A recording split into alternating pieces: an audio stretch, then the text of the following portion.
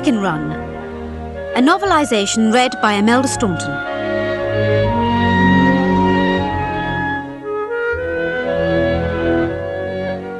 Chapter 1. The Escaping Game. The full moon shone down on the rolling English countryside, casting its brilliant light on the serene beauty of the Yorkshire dales. Everything looked untroubled, peaceful. Except for the chain-link fence. The lovely countryside came to a screeching halt at the fence. Topped with barbed wire, the fence surrounded an ugly, dusty yard in which sat several squat rows of huts. Under the pale moonlight, the place looked a bit like a wartime prison camp, but on an oddly smaller scale. A flashlight threw its beam this way and that among the huts. It was held by an oafish-looking, pot-bellied man. The man was making his evening rounds, checking the perimeter of the yard, accompanied by two large, menacing guard dogs. The dogs had metal spikes sticking out of their collars. After checking the huge padlock on the gate, the man moved on. When he had gone, a silhouetted figure emerged from behind one of the huts. The figure ran from one corner of a hut to another. It was a chicken. Her name was Ginger. Stealthily, Ginger dashed across the yard to the fence. She leaned against the fence for a moment, breathing hard, and then produced a spoon. After a few minutes of digging madly, she had made a hole at the base of the fence. She scrambled under the fence and dashed for the cover of a building, leaping behind it just as the flashlight beam panned past. Phew, safe. She looked back toward the hut inside the fence and gave the OK sign to 5 other chickens who were anxiously waiting there, heads poking out from behind the hut. Scampering to the fence, they tried to crawl under. Unfortunately, the largest hen, whose name was Bunty, found herself wedged halfway through. She was too big to make it. "I'm stuck!" squawked Bunty. Her friend Babs, with help from the others, now tried pushing from behind. Ginger hurried over and pulled from the front. Bunty was struggling frantically, beginning to panic. Suddenly, a light, shining on Ginger. "Get back!" Ginger whispered to the others, but it was too late for Ginger. The farmer was already sicking the barking, lunging dogs on her. Ginger shoved Bunty back and then ran for her life. Another dog rounded the corner and joined the others, charging her. She ran up the steps of the farmhouse and back towards the door as the dogs stalked her, snarling. Then, suddenly, the farmhouse door opened, instantly causing the dogs to stop snarling and cower in terror. Ginger spun around to find herself staring into the heart-stopping face of the dreaded Mrs. Tweedy. Mrs. Tweedy, scourge of the chicken farm, bringer of misery. Even though the farm had been in Mr. Tweedy's family for generations, it was Mrs. Tweedy who really wore the pants there, and all the animals knew it. Her husband simply did her bidding and tried to stay out of trouble. Ginger might have felt sorry for him if he weren't such a great spineless lump. "Mr. Tweedy," she demanded of her husband, "what's that chicken doing outside the fence?" Dunno, love," Mr. Tweedy stammered. I... "Just deal with it, now!" barked Mrs. Tweedy. Yes, love." Blam! Mrs. Tweedy slammed the door. Mr. Tweedy scowled at Ginger, the source of his present misery. Once again, for the 100th time, or perhaps the 1000th, she'd made him look stupid. Well, could Ginger help it if he was stupid? Without a word, Mr. Tweedy scooped her up and carried her across the dusty yard to an old coal bunker near the side of the barn. "I'll teach you to make a fool of me," he muttered as he trudged along. He threw her inside the bunker, slammed it closed, and then marched over to the fence. "Let that be a lesson to the lot of you," he shouted through at the rest of the chickens. "No chicken escapes from Tweedy's farm." Mr. Tweedy turned on his heel and marched back to the house. And that was that. Just another bad day for chickens at Tweedy's farm. Just another round in the endless, depressing game. Chickens try to escape, chickens get caught. In the gloom of the coal bunker, Ginger marked off the days on the wall. She knew just what was happening to her friends outside. It was always the same. They sat cramped on their little nests in the chicken huts, prisoners to the relentless pressure to produce more eggs. And the pressure had gotten worse lately. Mrs. Tweedy had been walking around with charts and graphs, and the graphs showed that the egg yield was declining. Mrs. Tweedy was not happy. Of course, Mrs. Tweedy was never happy, but these days she appeared to be in an even more unpleasant state than usual. In the darkness of the coal bunker, Ginger worried about what it all meant. Finally, Mr. Tweedy let Ginger out of the bunker, as he always did, sooner or later. The blinding sun made her squint, but she had no time to adjust to the light because Mr. Tweedy was already scooting her towards the yard and booting her inside the gate. The coal bunker had just been a slight interruption in Ginger's campaign to break out of Tweedy's. It wasn't fun to be in there, but as many times as she was thrown into it, the bunker never broke her will. Time and time again Ginger went to the coal bunker, and time again she returned to the huts ready to try another plan. Ginger was going to get them all out, even if she had to go to the coal bunker 1,000,000 times. Now, with Ginger back home, the plotting could begin again. Elaborate escape plans were immediately spread out on a makeshift table in Hut 17, which was Escape Central, the nerve centre of the chicken farm. Ginger's right-hand hen was the bespectacled Mac, the engineer of the group. It was Scottish Mac who could be relied on to come up with the technical know-how to execute all their escape plans. If valiant Ginger was the heart of the outfit, Mac was the brains. Then there was big, hardy, plain-spoken Bunty, and beside her the sweet but dotty Babs, always knitting placidly away. These chickens formed the core of Ginger's henhouse family, and they were all willing to throw themselves into Ginger's endless escape schemes no matter how perilous they turned out to be. And so, the next time Mr. Tweedy wheeled the egg cart out through the open gate, something unusual was taking place behind him in the chicken yard. Unseen by him, a small chicken-feeding trough rose up on a pair of chicken feet and dashed for the gate. It wedged itself into the gate to keep it from closing. A moment later, behind it, a much larger feeding trough rose up, this one on several pairs of chicken feet. The big feeder lurched across the yard, hit the gate sideways and panicked. Finally, it tipped over. Mr. Tweedy looked back to find out what the ruckus was, and saw many pairs of upside-down chicken feet trying to run in mid-air. Back to the coal bunker for Ginger, for more days and nights of waiting and plotting in the dark. And then out again, and on to the next secret escape plan. A tunnel dug into the floor of the henhouse. The tunnel, which had been painstakingly dug with spoons, inch by inch, while Mr. Tweedy was occupied elsewhere. All the chickens had taken turns digging. Ginger, naturally, was the first to try it out. She was lowered into the tunnel, where she lay down on a waiting roller skate. Then, zoom! Through the tunnel and up to the surface, where she madly cranked an egg beater to break through the surface. Ginger was free! She popped up through the hole, looked around and climbed out, and bumped right into a snarling, slobbering, growling dog. Whoops! There'd been a slight miscalculation about where to come up on the far end. Back to the coal bunker, back to marking off the days on the wall, and back out again. This time, an odd-looking version of Mrs. Tweedy, with long, awkward stick legs and arms, was seen lumbering through the gate and past the dogs. This rather confused the dogs. It looked like their mistress, but was it their mistress? It didn't smell like their mistress. Suddenly, the hem of the dress caught on a wheelbarrow. The dress slid off the strange form, revealing chickens. Quite a few chickens. They were standing on each other's shoulders, busily operating the sticks and levers that moved the dummy Mrs. Tweedy. The dogs were no longer confused. They charged, and the chickens scurried back into the yard. This time, the lid to the coal bunker slammed behind Ginger with a bang that seemed to reverberate for ever and ever.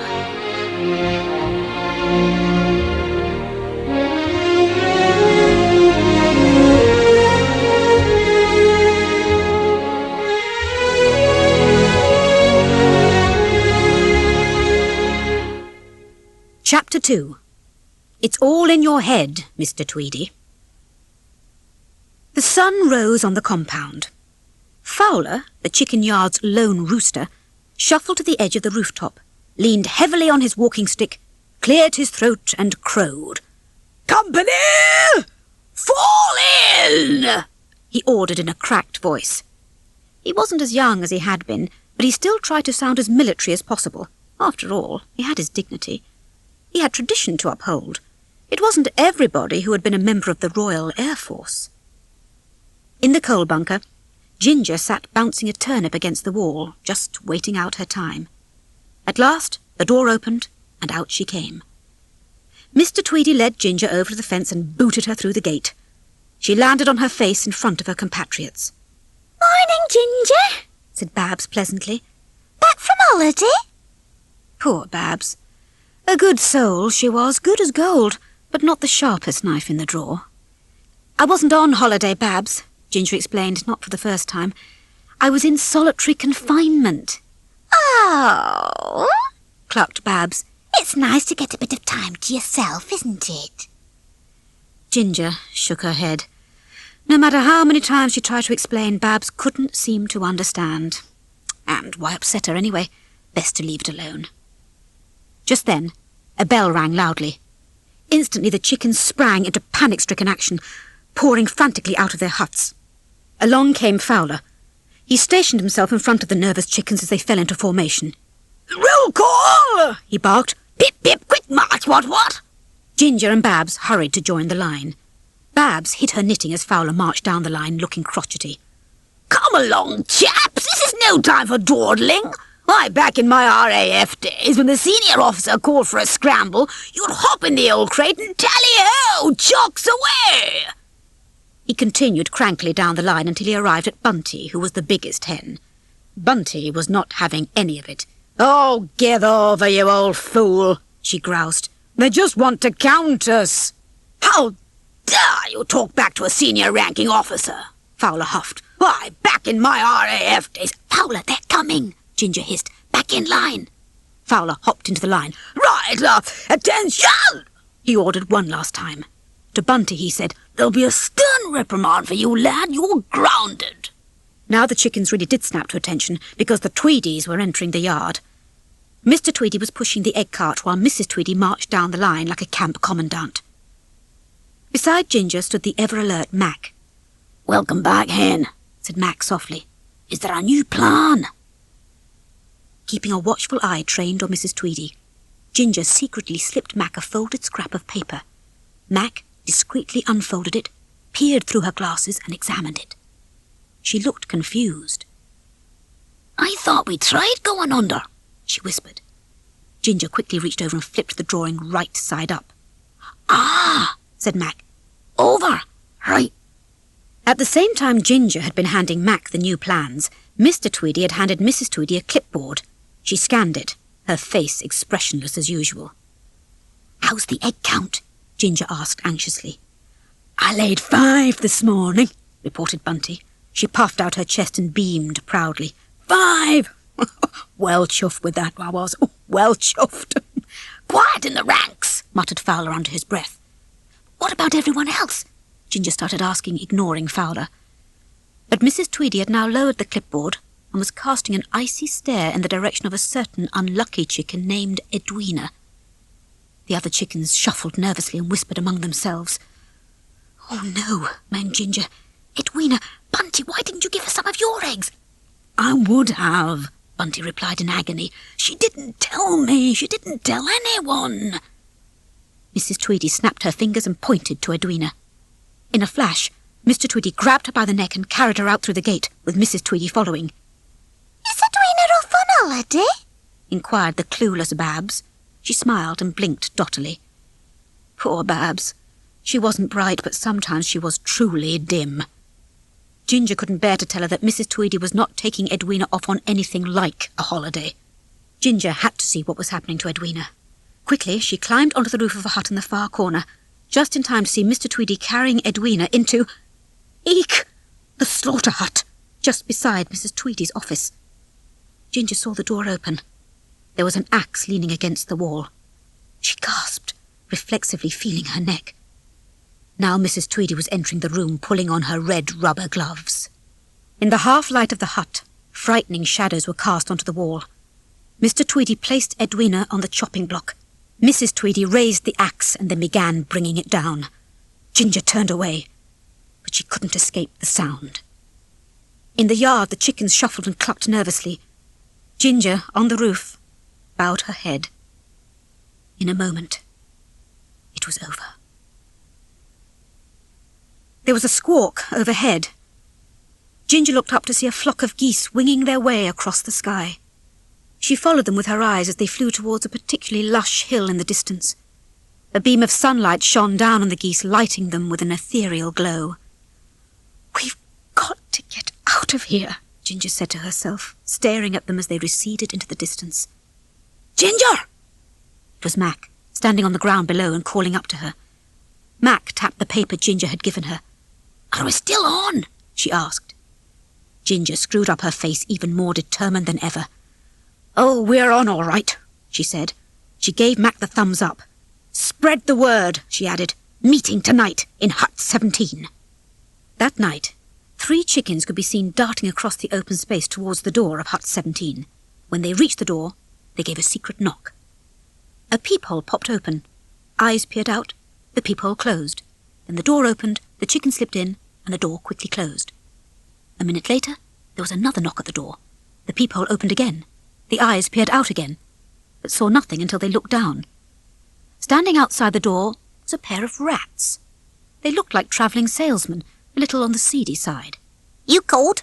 asked one. "Nick." "And Fetcher," added the other. "At your service," Nick concluded. The door opened just enough to let Ginger slip out. It was she who had summoned the pair.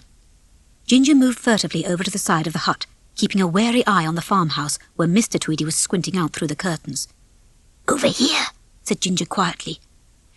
"We need some more things." "Right you are, miss." In 3 quick moves, the rats whipped out their briefcase, unfolded the legs and lifted the top. They were open for business. Nick pulled out a thimble. "How about this quality handcrafted tea set?" he offered. Fetcher pulled out a bathtub stopper and chain. "All this lovely necklace and pendant," he said. No," said Ginger.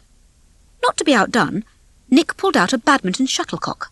"All this beautiful little number, all the rage in the fashionable chicken coops of Paris," he said. "Simply pop it on like so, and as the French hens say, voila."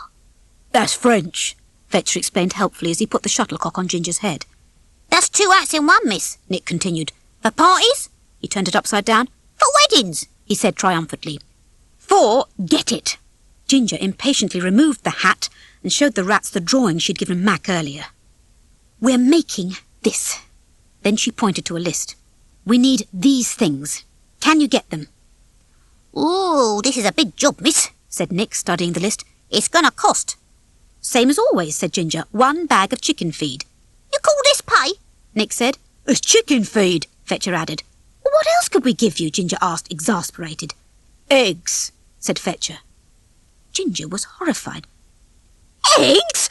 It came out louder than she'd intended it to. She looked towards the farmhouse and lowered her voice.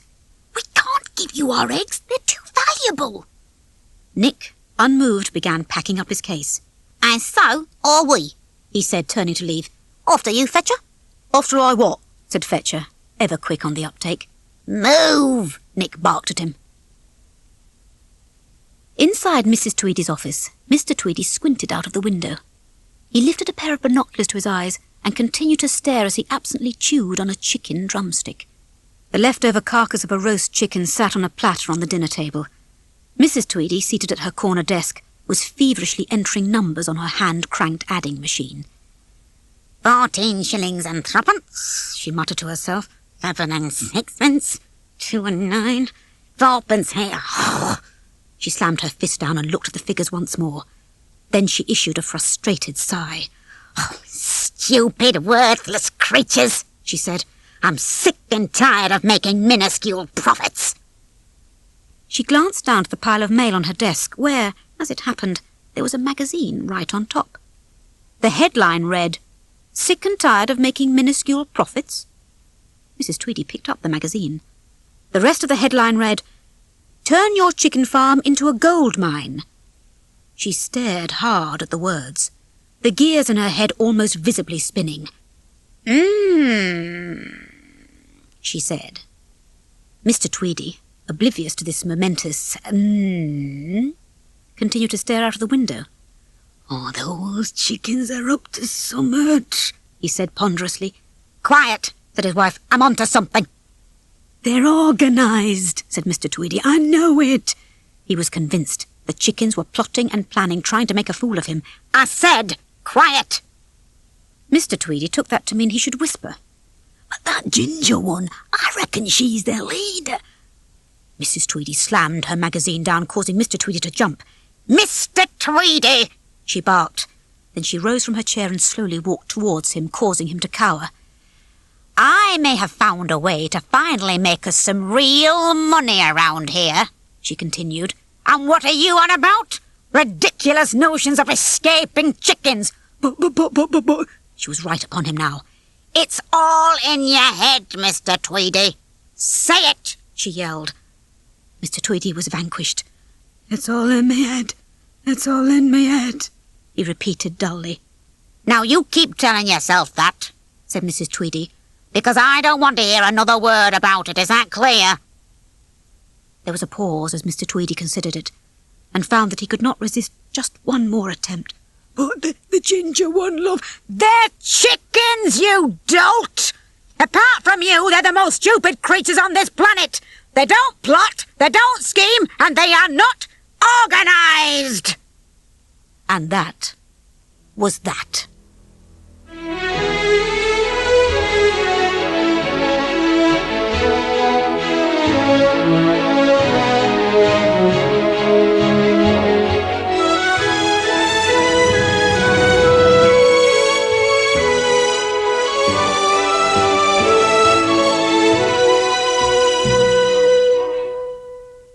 Chapter 3.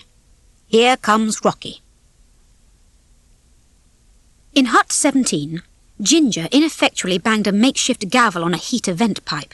Order! Order!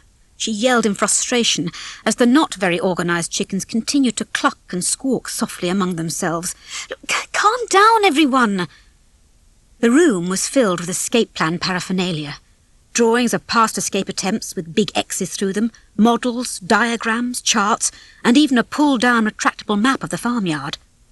Fowler used his British military lung power to help Ginger establish order. Quata! He shouted. Let's have some discipline in the ranks, what? Everyone quieted down from the sheer volume of his command. Oh, thank you, Fowler, said Ginger. In my RAF days, we were never allowed to waste time with unnecessary chit-chat, said Fowler with satisfaction. Yes, thank you, Fowler. Fowler suddenly noticed with a start that the hens had already settled down. Right, he said, looking a little lost. Carry on. Ginger turned back to the others. Now, our last escape attempt was a bit of a fiasco, but Mac and I have come up with a brand new plan. She turned to Mac. Show him, Mac, she said. Mac set a model catapult on the table. Right, she said in her no-nonsense Scottish accent. We tried going under the wire, and that didn't work. So the plan is we go over it. She placed a turnip in the catapult. This is us, right? We get in like this, wind her up, and let her go. Thwoing! The turnip went flying and splattered against the wall above Fowler's head. The chickens gasped. Good grief, said Fowler. The turnips bought it. The chickens balked and squawked and clucked in alarm. Suddenly, the lookout chicken who was stationed at the window sat up. Farmer's coming, she cried. Quick as a wink, they leapt into Operation Cover-Up, a drill that had been rehearsed countless times. Bunks were moved, drawings hidden, the retractable map retracted. After 10 seconds of intense scrambling, they all settled into their nests looking blank and brainless. The hinged top of the chicken hut lifted open, and Mr. Tweedy's oafish face peered in. He shined his light around inside, and his beam raked across orderly rows. Sleeping chicken, teapot, sleeping chicken. Wait, teapot? He panned the flashlight back. The pot now had a tea cosy on it, a tea cosy that looked very much like a chicken. Steam rose from his head. The chicken below made small clucking noises. Mr. Tweedy's eyes narrowed. He knew something was going on. These chickens weren't as dumb as they looked. Just then, Mrs. Tweedy's voice came wafting in from across the farm like a bad smell. Mr. Tweedy! Oh, it was her. Mr. Tweedy jumped in terror and the door slammed on his head. Then he straightened up and tried to get a grip on himself. It's all in your head. It's all in your head, he chanted to himself. As the chickens held their breath, the roof to the hut closed, and Mr. Tweedy was gone. A lantern was lit. Ginger paced up and down in front of the group. "We can't go on like this," she said. "Think, everyone. What haven't we tried yet?" The chickens collectively tried to think, but this was difficult. Even though they were smart chickens, they were still chickens. "We haven't tried not trying to escape," offered Bunty. She was completely serious. Oh, that might work," said Babs. There were murmurs of agreement from the group. "Oh, that's a very good idea. My bum's sore from the last one." Ginger could not believe what she was hearing. "What are you all saying, then? That we should just give up?" she demanded. She pointed to an empty nest nearby. "What about Edwina? How many more empty nests will it take?" "Perhaps," said Bunty, "it wouldn't be empty if she'd spent more time laying and less time escaping." Bunty turned to address the other hens. "Look," she said, "we've always been egg layers. Our mothers were egg layers. And if it was good enough for them, by gum, it should be good enough for us." "So laying eggs all your life and then getting plucked, stuffed and roasted is good enough for you, is it?" said Ginger. "It's a living," said Babs naively. There were more nods and murmurs of agreement from the others. Ginger was so exasperated she could hardly speak. "It's a living," she thought. "Giving up your life to be someone's dinner is a living." "You know what the problem is," she said at last. "The fences aren't just round the farm. They're up here," she told them, pointing at her skull, "in your heads. There's a better place out there, somewhere beyond that hill." Her voice rose along with her emotion as she painted the picture she had held in her mind for so long. And it has wide open spaces and lots of trees and grass. Can you imagine that? Cool, green grass. By this time, Ginger was lost in her vision. "Who feeds us?" interrupted Ducky. "We feed ourselves," Ginger tried. "Where's the farm?" asked Agnes. None of them had ever lived in a place that wasn't a farm. They simply couldn't imagine what life could be like in such a place. "There is no farm." "But where does the farmer live?" Babs wanted to know. "There is no farmer, Babs," Ginger explained as patiently as she could. Babs was having difficulty.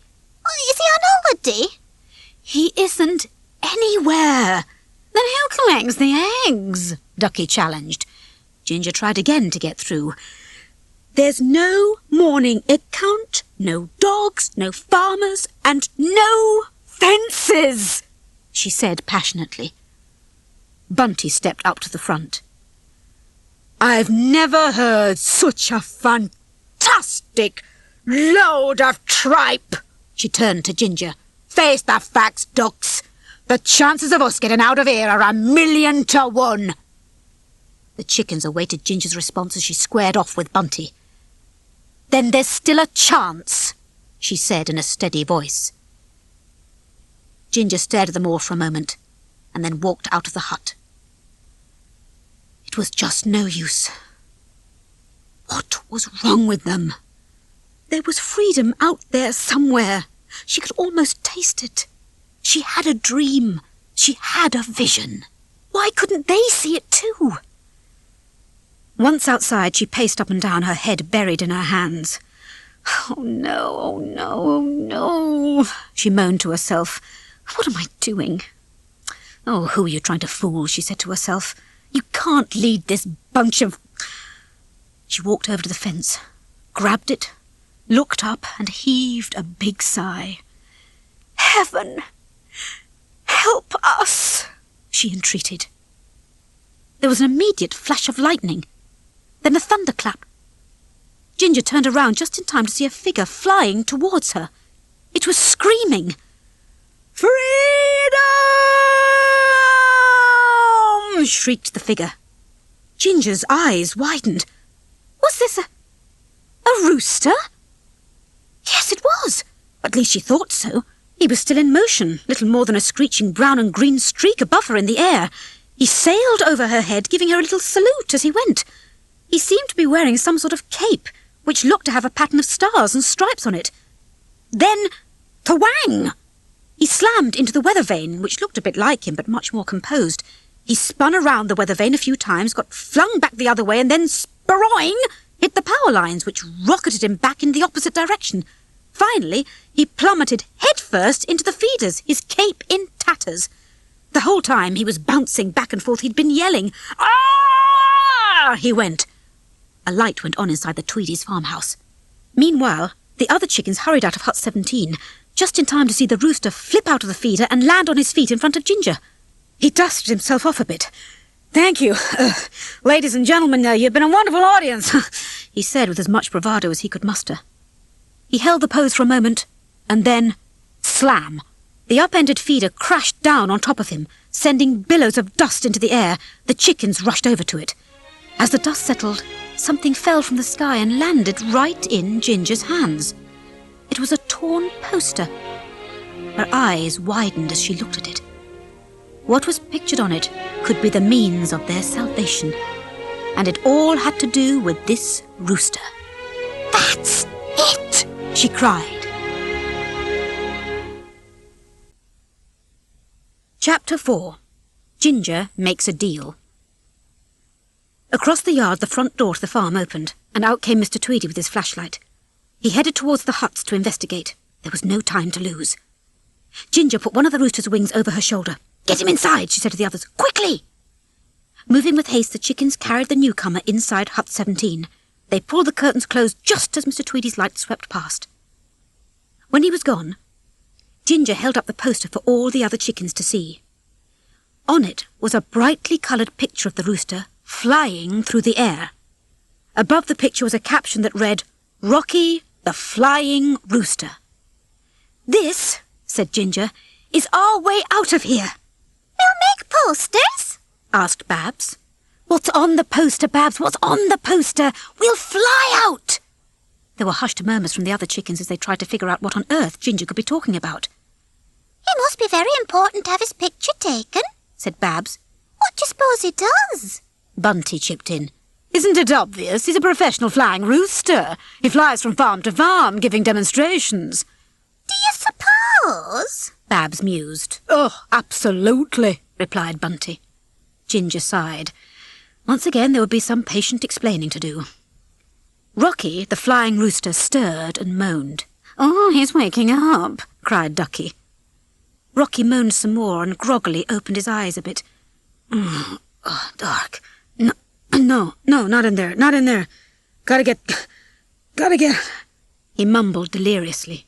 His eyes opened more and he took in the blurry sight of several chickens staring back at him. "Ah!" he screamed. He leapt to his feet and backed toward the wall. Who are you? Where am I? What's going... Ouch! He clutched his arm and then noticed the bandage on it. "What happened to my wing?" he cried. This threw most of the chickens into a state of new confusion. Ginger stepped in to explain. "You took rather a nasty fall," she told Rocky. "And," added Mac in her fast, thick Scottish accent, "sprained the anterior tendon connecting your radius to your humerus." "Was that English?" Rocky asked Ginger. "She said you sprained your wing," Ginger translated. "She fixed it." And I made the bandage, Babs said proudly, holding up her knitting needles. I carried you in," Bunty chipped in. Now all the other chickens crowded in on him, anxious to share the credit. "I fluffed the hay and rubbed your feet. I sang you to sleep." Fowler had now entered the hut. He stood near the door, scowling at the newcomer. He did not like what he was seeing, not at all. Rocky was unaware of this negative element in the scene, though. All he saw was a gaggle of chickens who were vying for his approval. He chuckled, enjoying the attention. Whoa, girls! Let's back up and start from the top. Okay, hey, where am I? Oh, you're right. How rude of us, said Ginger. We're just very excited. She stopped to collect herself. This is a chicken farm. And we're the chickens, added Babs, always helpful. Uh-huh. With you so far, Rocky said. Chicken farm, chickens. Fowler now broke through the crowd and squared off beak to beak with Rocky. I don't like the look of this one, the old rooster told the others. His eyes are too close together. Ginger tried to stop him from insulting their great new hope. Fowler, please. And he's a Yank, Fowler harumphed. Easy, Pops, said Rocky. Cockfighting is illegal where I come from. And where is that exactly? Bunty wanted to know. Just a little place I call the land of the free and the home of the brave, Rocky smirked. Scotland! Cried Mac joyfully. Rocky looked at her in incomprehension. No. America, he said. The chickens were very impressed. Oh, America, they said. Oh, how exciting.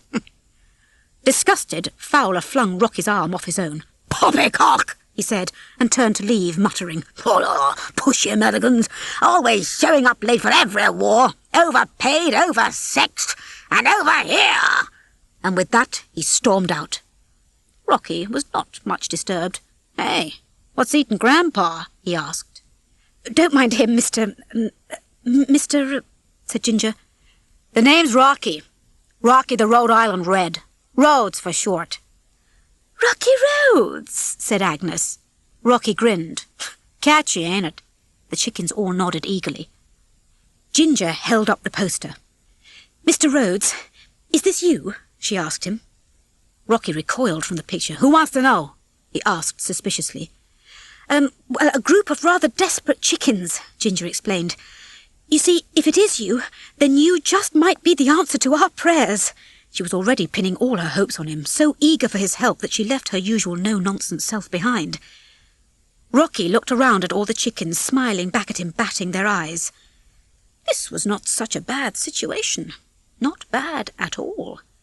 He pointed to the poster and smiled a big, charming, all-American smile at Ginger. Well, then call me a miracle, dollface, 'cause that's me. At that, the chickens broke into spontaneous applause. And what brings you to England, Mr. Rhodes? Beatrice inquired when the clapping had died down. Why, all the beautiful English chicks, of course, said Rocky. He smiled again, and the chickens swooned. Oh, you, said the smitten Bunty. Give over. She smacked Rocky hard on the back, so hard he nearly lost his breath. Now all the hens crowded around him. Tell us more about America, Mr. Rhodes, they said. How did you get here? What was it like? Rocky moved casually among the hens. He was really working the coop now, playing up the easy American flyboy charm for all it was worth. See, I'm a traveller by nature, he said. I did that whole barnyard thing for a while, but I couldn't really get into it. He paused to give one of the chickens a particularly dazzling smile. Hi, how are you? He said with a wink and a nudge. Then he went back into his routine. No, the open road, that's more my style. Just give me a pat on my back and point me where the wind blows. The chickens were completely awestruck. In fact, Rocky continued, you know what they call me back home? You're gonna love this. He paused for effect. The Lone Free Ranger. Oh, said all the chickens. Even Rocky was a bit thrown by the awe this boasting inspired. Yep, he said modestly. Isn't that great? I just love it. Ginger was electrified. Did you hear that, everyone? A free chicken. I knew it was possible. Oh, it's possible, all right, said Rocky. And I knew the answer would come, Ginger went on, fully relishing her vindication. Amen, said Rocky. We're all going to fly over that fence, said Ginger, because Mr. Rhodes is going to show us how. That's what? Did you say fly? You can teach us, Ginger said, beaming. Rocky looked around. The chickens were nodding eagerly. No, I can't, my flying days are over, he vamped. The chickens crowded around him, pleading for his help as he hastily gathered his things. But Rocky was cocking an ear to the door. You hear that? He said. The chickens leaned forward, trying to hear. Shh! Listen. Hear it? Rocky continued. He paused for effect. That's the open road calling my name, and I was born to answer that call. Bye! He dashed out the door. Babs was still trying to listen through the door.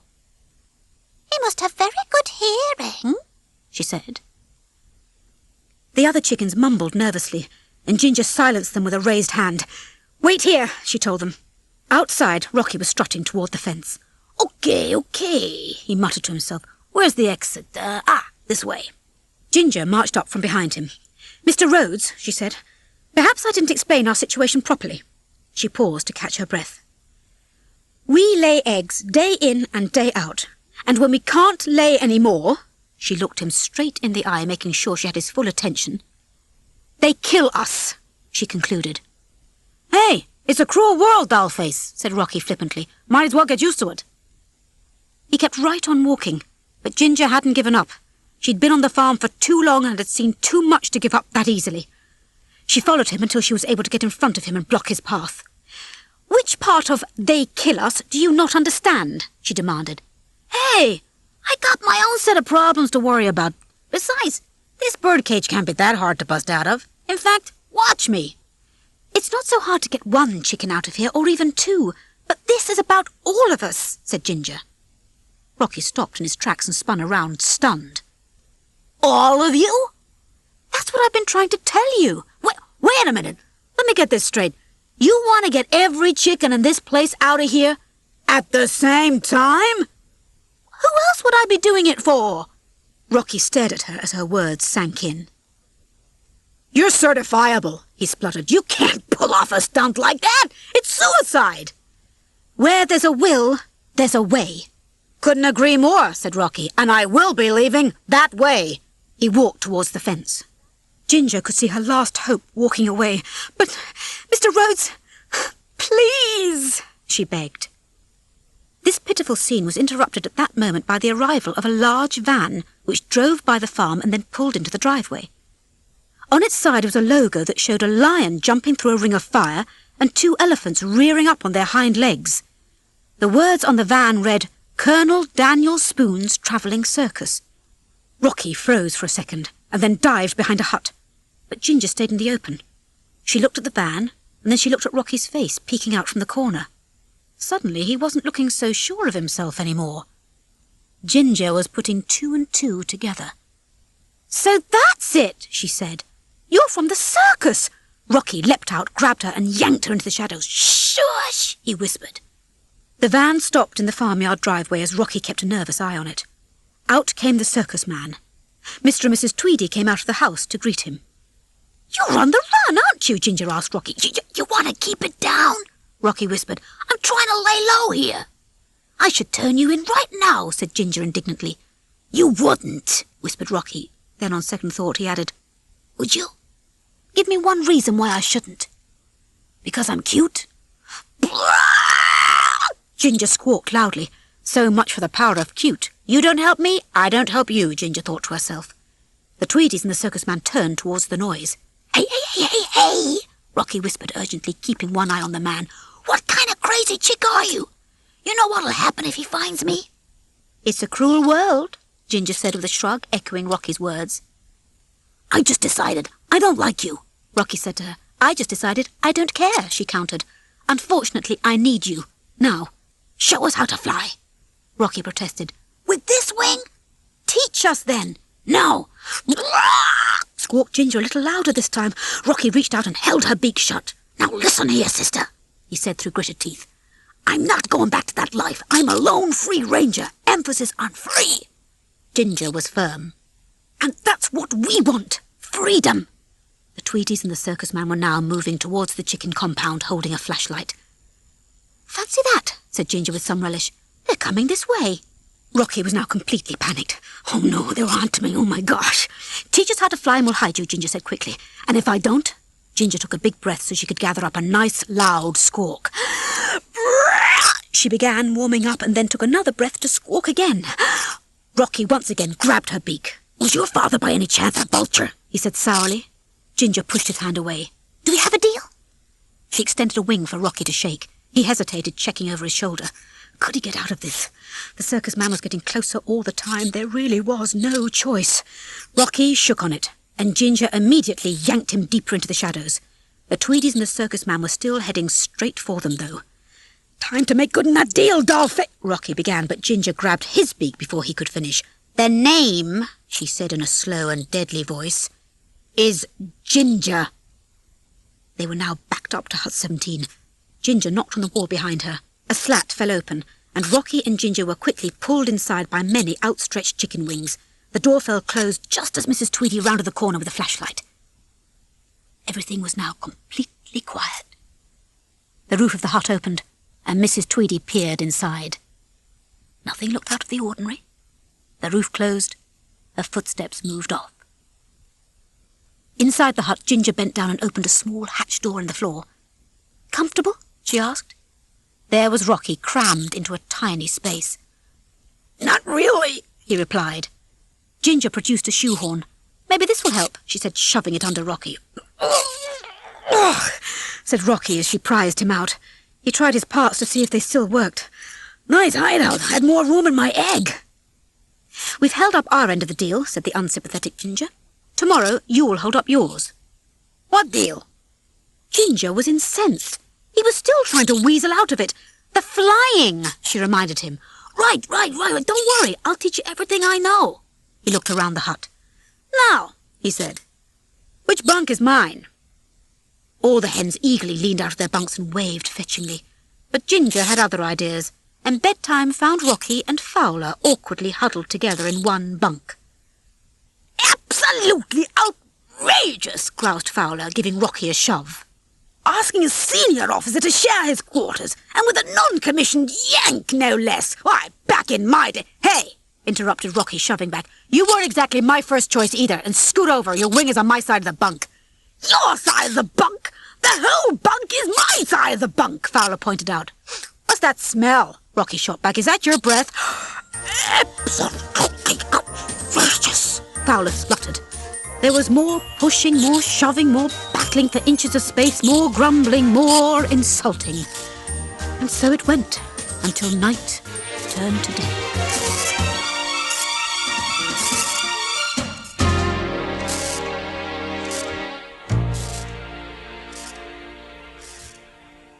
Chapter 5. Flying Lessons. It was time to begin. Rocky paced back and forth before the hens, looking haggard. He'd had a rough night without much sleep.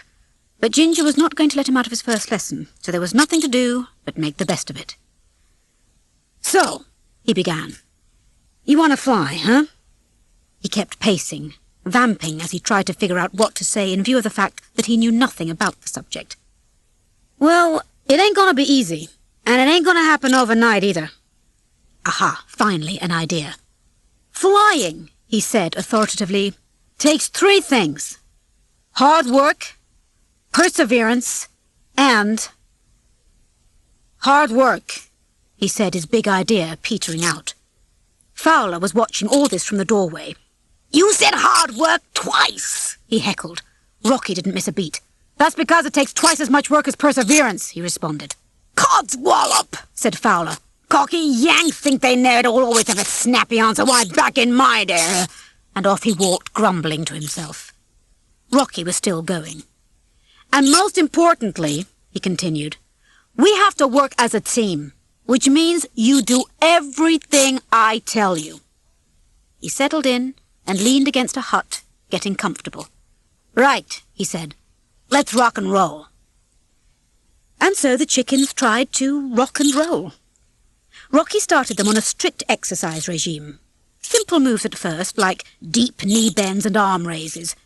Rocky tried to demonstrate, but when he lifted his wing, he winced, much to Ginger's consternation. "Okay, keep going," said Rocky, gritting his teeth through the pain. The chickens lay on their backs, peddling their feet in mid-air. They did toe touches as Rocky moved behind them, admiring the view, and Ginger scowled. Next came the squat thrusts. Bending at the knees, they thrust their wings out the side, all except for Babs, who continued to knit, ducking each squat to avoid getting smacked by the chickens beside her. Push-ups next. Bunty did them one-handed as the rest of the chickens strained and puffed. Rocky was now reclining off to the side, perched on some soft, comfortable grain sacks. An adoring chicken fanned him with a feather duster. 1, 2, 3, he counted. "Keep it up! 2, 3. Just outside the fence, Mr. Tweedy was pushing his egg cart along. He casually looked to his left, glancing into the yard as he normally did. Just going along with the egg cart. And then it registered. What on earth had he just seen? Could that possibly have been a row of chickens doing push-ups? Mr. Tweedy shook his head hard and then did a huge double take. There they were, all right, doing push-ups. Mrs. Tweedy, as it happened, was right behind him. This was exciting. Now was his big chance to show her that he wasn't crazy. Wordlessly, he pointed towards the yard. She looked. The chickens were now pecking innocently at the dirt. Mrs. Tweedy gave Mr. Tweedy a withering look as he scratched his head in confusion.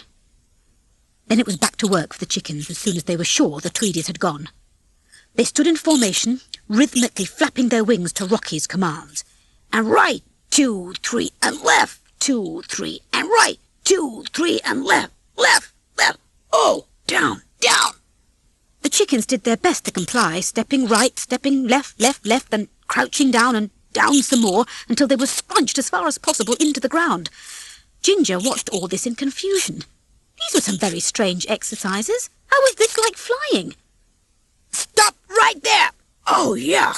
Make little circles, Rocky said now.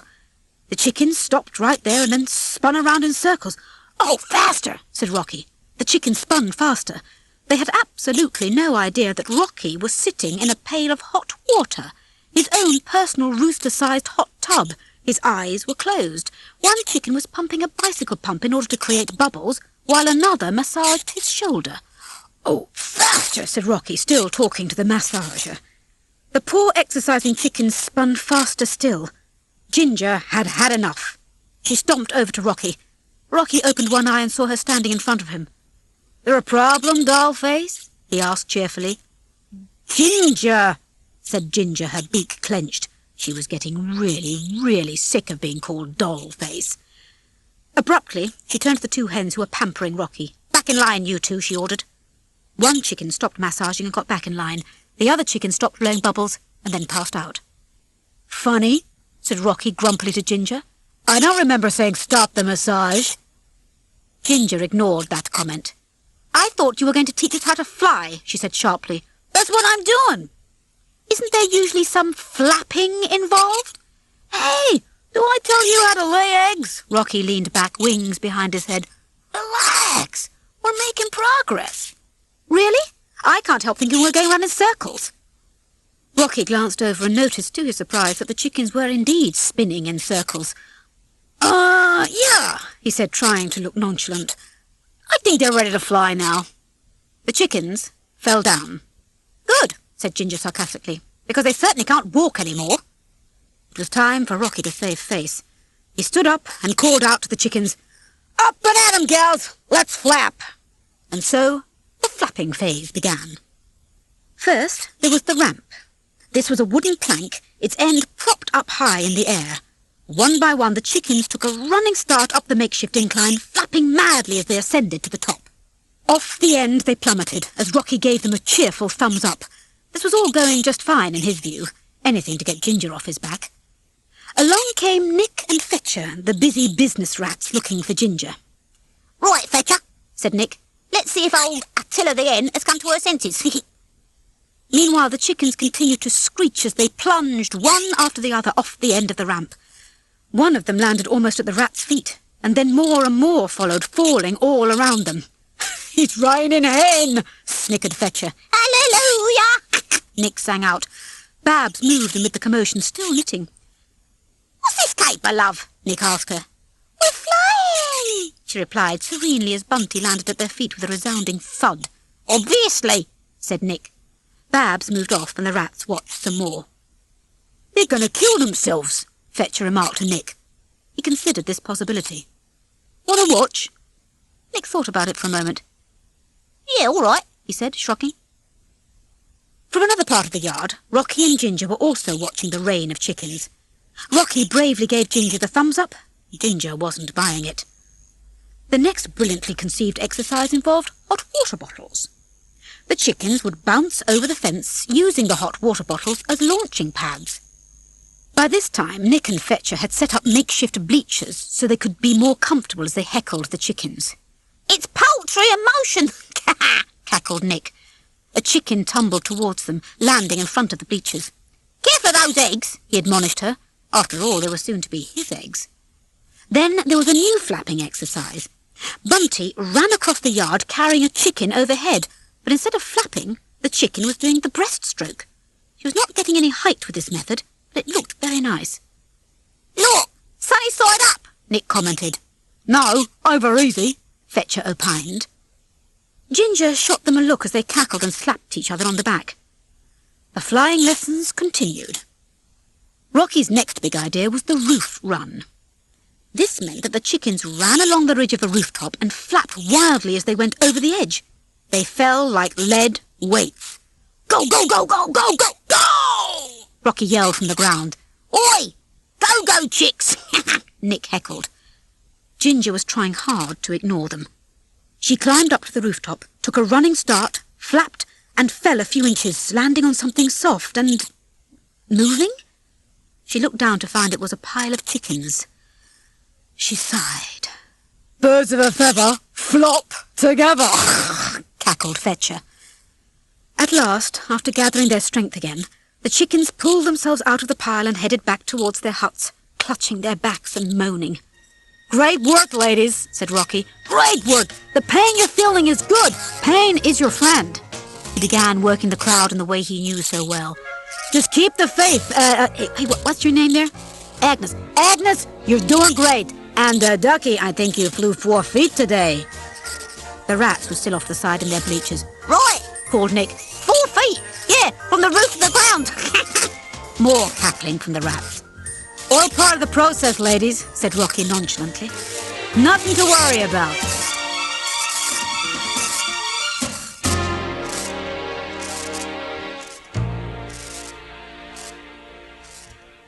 Chapter 6. Turn your chicken farm into a gold mine. Suddenly, a loud sound thundered through the farm. It was some sort of rumbling, very deep, very loud. So loud it set the surface of a nearby puddle quivering. Whoa, that doesn't sound good, said Rocky. The chickens froze. They looked around tense and confused. Now the ground was shaking. Rocky, not so nonchalant anymore, gulped hard. Okay, the ground's shaking. Are we worried? Are we worried? A pair of headlights washed over them as the source of the rumbling presented itself. It was an enormous truck, and it was pulling slowly and deliberately into the farm's driveway. The circus! Gasped Rocky. He grabbed Ginger. Hide me! Hide me! He pleaded. Ginger grabbed Rocky and dragged him towards Fowler's hut. Inside, Fowler was busy regarding himself in the mirror, examining his RAF medal. One isn't awarded a medal like this for flapping about like a lunatic, what? He was grumbling to himself. In burst Ginger with Rocky in tow. She looked around the room for a suitable place to stuff Rocky. Now see here, this is an officer's quarters, Fowler protested. Ginger spotted an open bombshell in the corner, a relic from Fowler's war days. Quick, in here, Ginger said, dragging Rocky towards it. Fowler wasn't having any. Get out of here immediately, sir, he ordered. Give it a rest, Pops, Rocky returned. Ginger slammed the hatch to the bombshell and sprinted out of Fowler's hut. I shall have you on a charge within the week, Fowler shouted after her. Ginger was already outside, though, doing some reconnaissance work. She made her way over to the barn, where the huge truck was now backing up. The words poultry and products were written on the side. It wasn't the circus. What was it? Ginger was getting nervous. In her office, Mrs. Tweedy peered over the top of her magazine, the one that said, "Turn your chicken farm into a gold mine" on the front. She smiled greedily as the truck edged towards the barn door. When the truck had come to a stop, the Tweedies went outside to supervise the unloading operation. The workers lifted a huge crate off the back of the truck and loaded it into the barn. In the middle of all this activity, Mr. Tweedy happened to glance over into the chicken yard. There were Ginger and Mac, peering intently through binoculars at the truck. The other chickens were gathered around them. Mr. Tweedy's eyes widened as Ginger and Mac quickly hid the binoculars. Chickens? With binoculars? This was simply too much for Mr. Tweedy to handle. There was nothing for Mr. Tweedy to do but tell himself that he had imagined it and tried to shake it off. "It's all in your head, it's all in your head," he chanted softly to himself. Inside the barn, Mrs. Tweedy lost no time in wedging a tire iron into the crate and prying the front off. "Ooh, what's all this then?" asked Mr. Tweedy, peering inside. "This is our future, Mr. Tweedy," his wife informed him. "No more wasting time with petty egg collection and minuscule profits." "No more eggs?" said Mr. Tweedy. "But we've always been egg farmers. My father and his father and all their fathers, they was always—" "Poor, worthless nothings," his wife interrupted curtly. "But that's all about to change." She caressed the crate lovingly. This will take Tweedy's farm out of the Dark Ages and into full-scale automated production. She turned back to Mr. Tweedy with savage intensity. Militia Tweedy will be poor no longer. She spat at him. Then she shoved a manual in his chest and stomped out of the barn. I'll put it together then, shall I? He asked, lost as ever. His only answer was the loud slam of the barn door. Mac and Ginger were still standing at the fence watching. "This isn't good, Mac," said Ginger. "Whatever's in those boxes is for us, and I don't think it's softer hay." "Aye, hen," Mac agreed. "And I hate to be the voice of doom, but I've been calculating my figures." She checked her notepad. "And I just don't think we're built for flying." "But I saw him," cried Ginger defensively. "He flew in over that fence." I believe you. But if we could see it for ourselves, that might answer some questions." "You're right," Ginger said. I'm sorry. We've been at this all week and we're getting nowhere. If Rocky's wing were better, he could..." She petered out, thinking. Then she sighed. It was all so difficult. "I'll have a word with him," she said. Mac continued working on her figures as Ginger headed off to find Rocky. Fowler was sitting on his bunk polishing another medal when Ginger stepped into his hut. She looked into the old bombshell where she'd stashed Rocky. But Rocky wasn't in it. "Where is he?" she demanded of Fowler. "They didn't give me this medal for being a Yank nanny," he replied irritably. "A simple 'I don't know' would suffice," she retorted just as irritably, and she turned to leave. "Beware of that one, young Ginger," Fowler warned. "That Yank is not to be trusted." "That Yank is our ticket out of here," she told him. At that very moment, the Yank was sitting on a bunk in one of the chicken huts, having a swell time telling jokes. And the pig says to the horse, "Hey, fella, why the long face?" roared Rocky, doubling over with laughter at his own wit. He was surrounded by adoring hens who were also tittering and laughing. Emboldened by his success, Rocky plucked a tail feather out of his rear and popped it into his drink. "Look, cocktail," he said. Bunty, who was standing beside him, gave him a huge whack on the back, causing him to spray his drink everywhere. "Oh, give over," she said. The crowd parted to dodge Rocky's drink shower, and there stood Ginger, hands on hips. Her foot was tapping. Rocky instantly snapped into a more serious pose, trying to cover up for himself. "So, anyway," he mumbled to the group, "remember those flying tips tomorrow? They're very important, and keep thinking those flighty thoughts." The chickens dispersed, but Ginger kept staring Rocky down. In the face of Ginger's wrath, Rocky tried to act cool. "They're swell chicks, they really are," he said. "Look at what Babs made me." He held up an oddly shaped knitted item. "A beak warmer," he explained. "Isn't that the cutest? And that Bunty," he continued, rubbing his shoulder. "Whoa, she really packs a..." He ground to a halt in mid-sentence, unable to stand Ginger's glare any more. She had not removed her hands from her hips. Is there a problem here?" he said. "Have we flown over that fence?" she asked him. "Not quite." "Then there's a problem," said Ginger. "Good things come to those who wait, doll-face," said Rocky, heading for the door with all due haste. Ginger stomped her foot. "Ginger!" she called after him.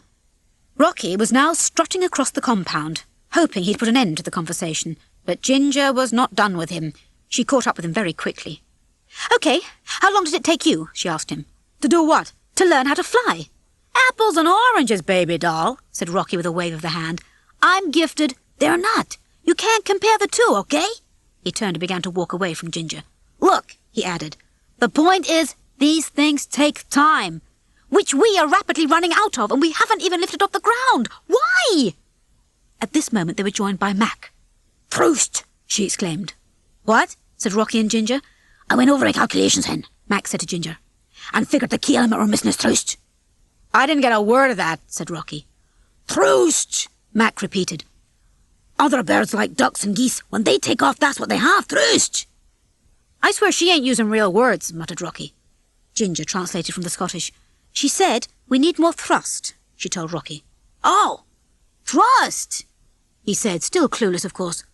"Well, why didn't she, I mean, of course we need thrusts. You know, thrust and flying are like, they're like this. He put his feathers together, making a point. That's flying, that's thrust.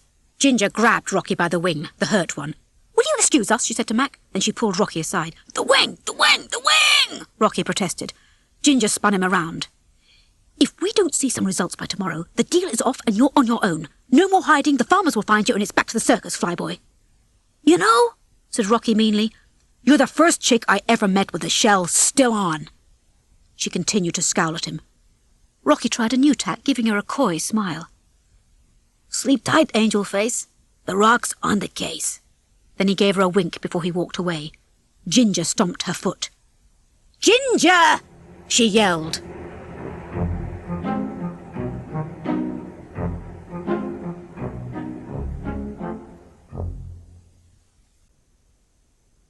Chapter 7. Thrust. It was early morning in Hut 17.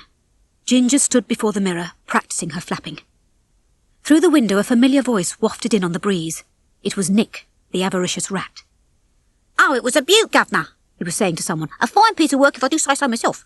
"I say so too," Fetcher's voice chimed in. "Well, come on, boys, don't keep me in suspense," said a third voice. "Give me the details." Ginger realised with some surprise that third voice was Rocky's. He was standing outside the hut with Nick and Fetcher laughing it up.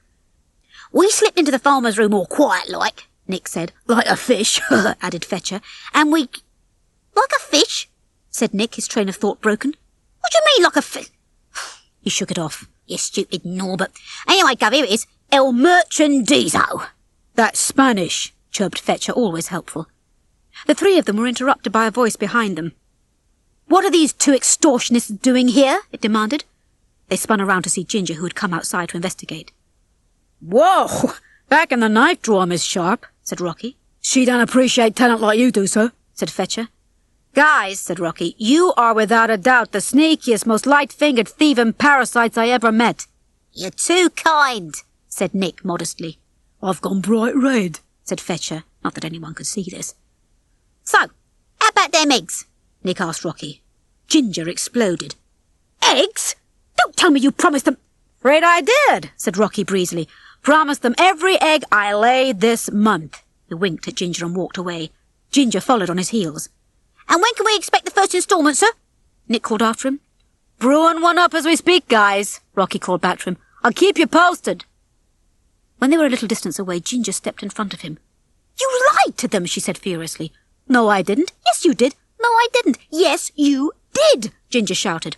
Rocky was unfazed. "I didn't lie, Dollface. I just omitted certain truths. They'll get exactly what I promised, which is nothing, which is what I'll give them." "And what will you give us?" Ginger asked. Rocky stuck his wings into imaginary trouser braces and spoke in a Scottish accent. "Thrust," he said. Later that morning, everything was ready. Wearing an aviator's helmet and goggles that Babs had knitted for the occasion, Bunty lay on her belly on a bunk between two huts in the chicken yard. The bunk had been modified, and it now sat on wheels. Looped around the back of the bunk was a pair of Mr. Tweedy's trouser braces. What they had made was basically a large slingshot, with the bunk as the rock. Stretch! The chickens pulled back on the bunk, stretching the braces as far as they could. Nick and Fetcher were sitting in their bleachers watching. "Hurry! The tension's killing me!" Nick cackled. "Release!" Rocky ordered the chickens. They let go. Bunty rocketed forward across the yard. The length of rope that was attached to the back of the bunk uncoiled and then, thwoing, went taut. The bunk stopped short, shooting Bunty forward off it. "Flap!" urged Ginger. Bunty flapped and flapped, still shooting along. "Poultry in motion!" cracked Nick as she whizzed past him. She kept flapping furiously and then, bloop, slammed into the chain-link fence. "Minister of Defence, howled Fetcher. Their howls of laughter turned into screams as Bunty bounced off the fence and hurtled back toward them. She slammed into them, sending them tumbling. They went, and now it was the chickens' turn to laugh. Suddenly, they all froze. "The bell?" Ginger looked towards it, worried. Meanwhile, Babs was panicking. "Oh, God!" she gasped. "Hide me!" Rocky pleaded with Ginger. Ginger was only concerned with Babs. "I haven't laid any eggs," Babs dithered. 3 days and not a one. Oh, no." "Why didn't you tell us, Babs, said Ginger. Hide me, Rocky repeated annoyingly. Babs wrung her wings. We've been so busy with the flying and they're coming, cried Agnes. Hide me, Rocky yelled again. Hide yourself, Ginger yelled back. The chickens scurried to get into line. Rocky frantically searched for a place to hide, finally diving into one of the feeders. And then the Tweedies were upon them. Mrs. Tweedy marched up to the line as she always did, while Mr. Tweedy peeled off to collect the eggs. The farmer's wife paced up and down before the assembled group. She was just staring and smiling. Babs quivered in her spot. Mr. Tweedy handed her the clipboard. She eyed it. Babs gulped. Then Mrs. Tweedy leaned down as she had before, only this time she had a cloth measuring tape. She wrapped it around Babs's hips. When she'd gotten the measurement, she half smiled. Ginger was very worried. This was a first. This had never happened before. What did it all mean? Mrs. Tweedy checked the measurement and turned to Mr. Tweedy. Double their food rations, she snapped. I want them all as fat as this one. She turned on her heel and left, Mr. Tweedy following her. Babs collapsed into Bunty's arms. Oh, me life flashed before me eyes, she blithered. It was really boring. Lunchtime came. At the feeders, Mr. Tweedy ripped open a seed bag and poured in huge amounts of food. Delighted and mystified, the chickens rushed the feeders and started pecking away like mad. Meanwhile, Ginger was off to the side, thinking. At last she put two and two together. She hurried over to her friends. "Wait! Don't! Stop!" she screamed. She grabbed the feeder and turned it over, spilling all the seed onto the ground. Confused, the chickens stopped eating, some with their mouths full of seed. "Can't you see what's going on here?" yelled Ginger. The chickens shook their heads. "Listen," Ginger continued. She began listing things on her fingers. "Boxes arrive in the barn. Babs stops laying, but they don't take her to the chop. And now they're giving us extra food. Don't you see what's happening? They're fattening us up. They're going to kill us all." The chickens gasped. Then they started murmuring among themselves. "What is she saying? Did she say kill?" Rocky spat out his mouthful of seed at this. "Whoa, whoa! Heavy alert!" he said to the chickens. She didn't mean it, gals. Keep eating, save some for me." Grabbing Ginger, he pulled her away from the group. She sputtered indignantly. "What are you doing? Let go of me," she demanded. He pulled her around the corner of the hut where they couldn't be seen. "Listen," he told her. "I've met some hard-boiled eggs in my day, but I'd say you're about 20 minutes. "What's that supposed to mean?" asked Ginger. "It means you gotta lighten up. See, over in America, we had this rule. If you want to motivate someone, don't mention death." Ginger was not moved by this wisdom. "Well, over here," she replied, "the rule is always tell the truth." And hey, that's been working like a charm, hasn't it? Here's some free advice. You want them to perform? Tell them what they want to hear. You mean lie? "Here we go again," said Rocky, throwing his hands up. He pointed an accusing feather at her. "You know what your problem is? You're difficult." He walked away, but she followed him and cut him off. "Why?" she asked him. "Because I'm honest? I care about what happens to them. Something I wouldn't expect a lone free ranger to know anything about." "Well, hey, if this is the way you show it," he said, "I hope you never care about me." "I can assure you I never will." "Good." "Fine." And that was it. The conversation was over. Ginger went one way and Rocky went the other. When Rocky rounded the corner of the hut, he was met with a dismal scene. There were all the hens, slumped over, heads bowed, looking depressed and lifeless. As Rocky watched the hens, his face fell. He felt for them. Poor old girls. He looked back at Ginger. Then an idea crept across his face, and he headed off in the opposite direction.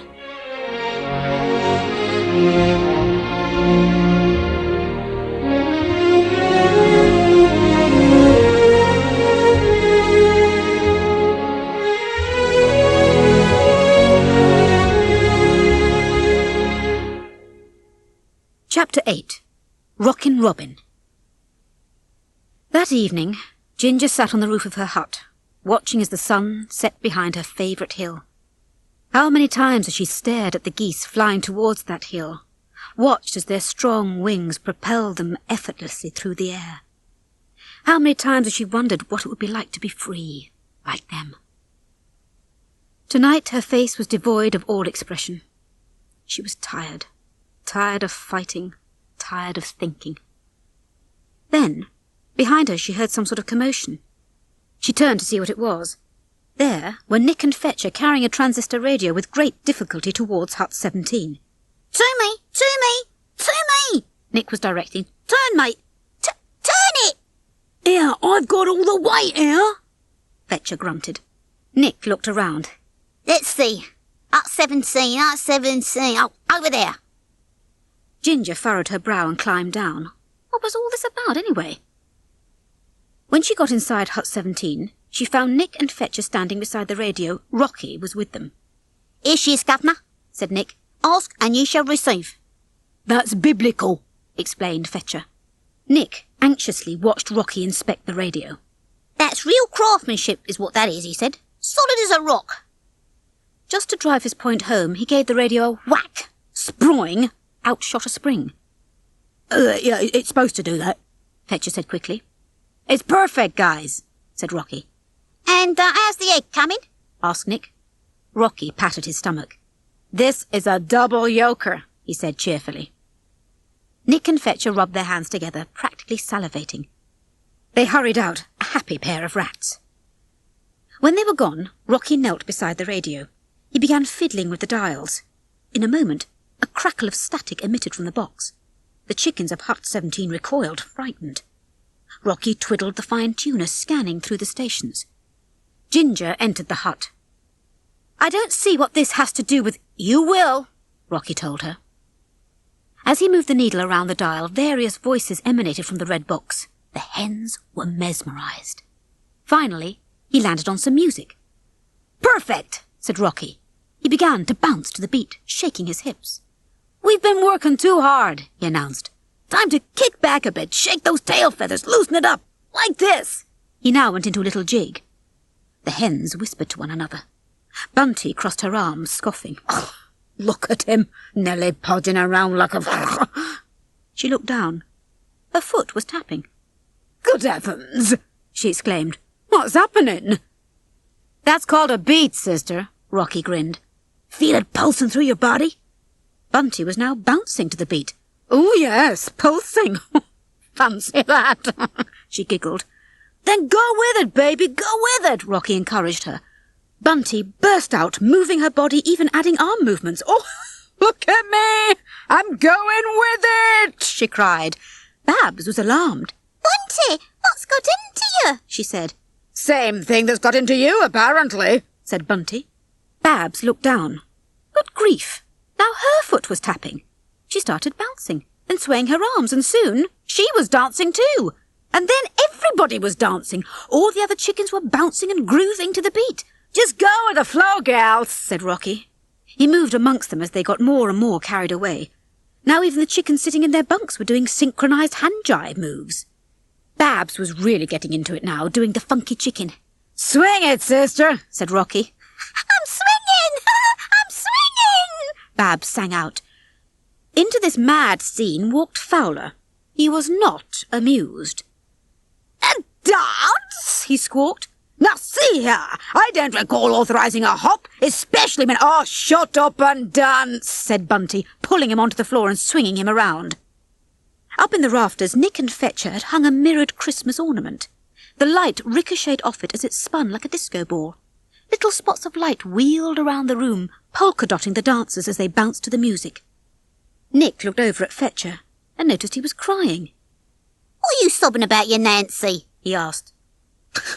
Little moments like this, mate, his partner sniffled, is what makes the job all worthwhile. Off to the side of the room, Mac did her own little Scottish clog dancing moves. Ginger stood off to the side, watching. Then she got bumped from behind and knocked out in the middle of the dance floor. Chickens were bouncing all around her. She got bumped again and again until she was caught by... Rocky. Since he had her on the dance floor, Rocky tried to get her to dance. Ginger resisted. He tried again, and she resisted a little less. Everyone was dancing, stepping in sync, flapping to the right, flapping to the left, and most notably, they were smiling. They were happy. Ginger gave up the fight. Rocky and Ginger started to dance, tentatively at first. She giggled in a most un-Ginger-like way, and then quickly stifled it. Before long, though, with everyone dancing around them, they were going at it full tilt. Near the end of the song, they were all dancing in unison. Bunty grabbed Babs and gave her a good twirl. Babs nearly lost her balance and flapped to steady herself. But instead of steadying herself, she flew up onto a top bunk. Babs gasped. Did you see that? I flew! The chickens gathered excitedly around her, chattering, congratulating her and flooding her with questions. Oh, how did you do it? What did it feel like? How did you get up there? Rocky, off to the side with Ginger, clapped both hands and whistled. There was no way he wasn't going to capitalise on the moment. And that, he said, is why I had this dance. He clapped loudly. Atta girl, Babsy, he called. All of a sudden, Ginger realised something. Your wing! It's better, she said to Rocky. Rocky stopped clapping and looked at his wing. He was busted. Yeah, he muttered. What do you know about that? Fantastic, said Ginger. You can fly for us tomorrow. Rocky looked a little sick. So it seems, he said with a pained smile. Ginger swept her wing over the crowd of chickens. I mean, look at them, she said. Imagine how excited they'll be when they see you fly around the whole farm. Yeah, that'll be something, all right, he mumbled. His mind was racing. The jig was up. Was there any possible way he could get out of being exposed as the total miserable fraud he was? Ginger looked at all the smiling chickens and then back to Rocky. I believe I owe you an apology, she said. I didn't think you cared about us, but after all this, it seems I was wrong. Easy, Miss Hard-Boiled, said Rocky. I might think you're turning soft. Suddenly, Ginger and Rocky found themselves staring into each other's eyes. Listen, Rocky continued. There's something I gotta tell you. But before he could speak, he was interrupted by a new and terrifying sound, a deafening rumble. All the chickens froze. Ginger listened hard. What could this new sound be? The lights dimmed, the radio crackled, and the music turned to static.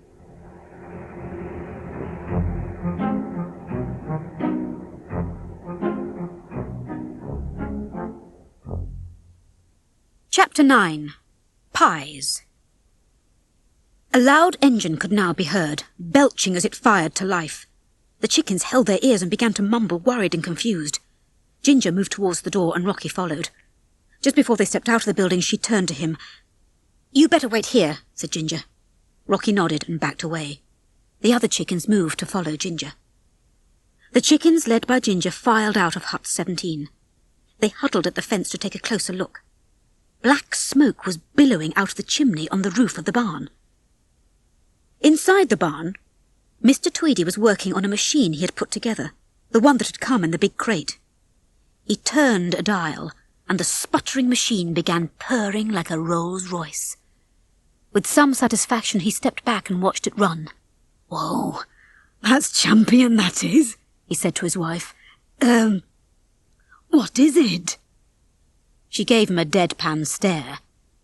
It's a pie machine, you idiot. Didn't you read the manual? She turned to look at it. Chickens go in, pies come out. What kind of pies? Apple, said Mrs. Tweedy, her voice dripping with sarcasm. My favourite, exclaimed Mr. Tweedy happily. Mrs. Tweedy was at the end of her short tether. How much slower could he be? Chicken pies, you stupid git! She regarded the machine, eyes glimmering. Imagine it. In less than a fortnight, every grocer's in the country will be stocked with box upon box of Mrs. Tweedy's homemade chicken pies. Mrs.? Echoed Mr. Tweedy. Woman's touch. Make the public feel more comfortable. Mrs. Tweedy gave a great snort and then spat on the ground.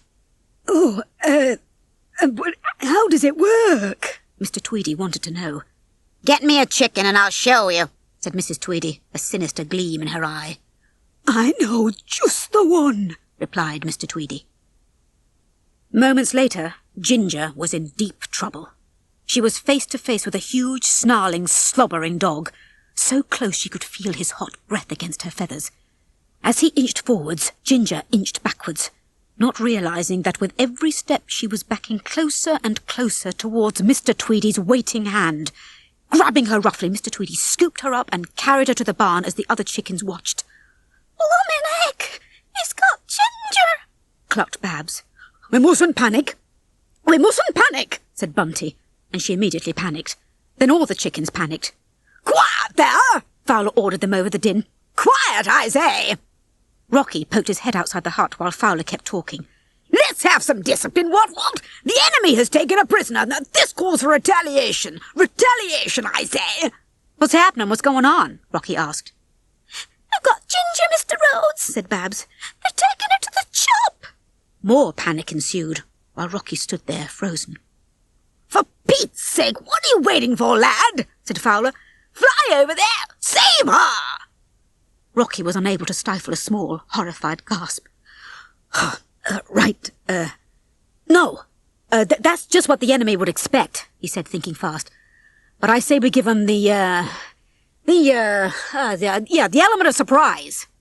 "And catch Jerry with his trousers down," said Fowler, still talking about the Germans as if the Second World War had never ended. "I like the sound of it. What's the plan?"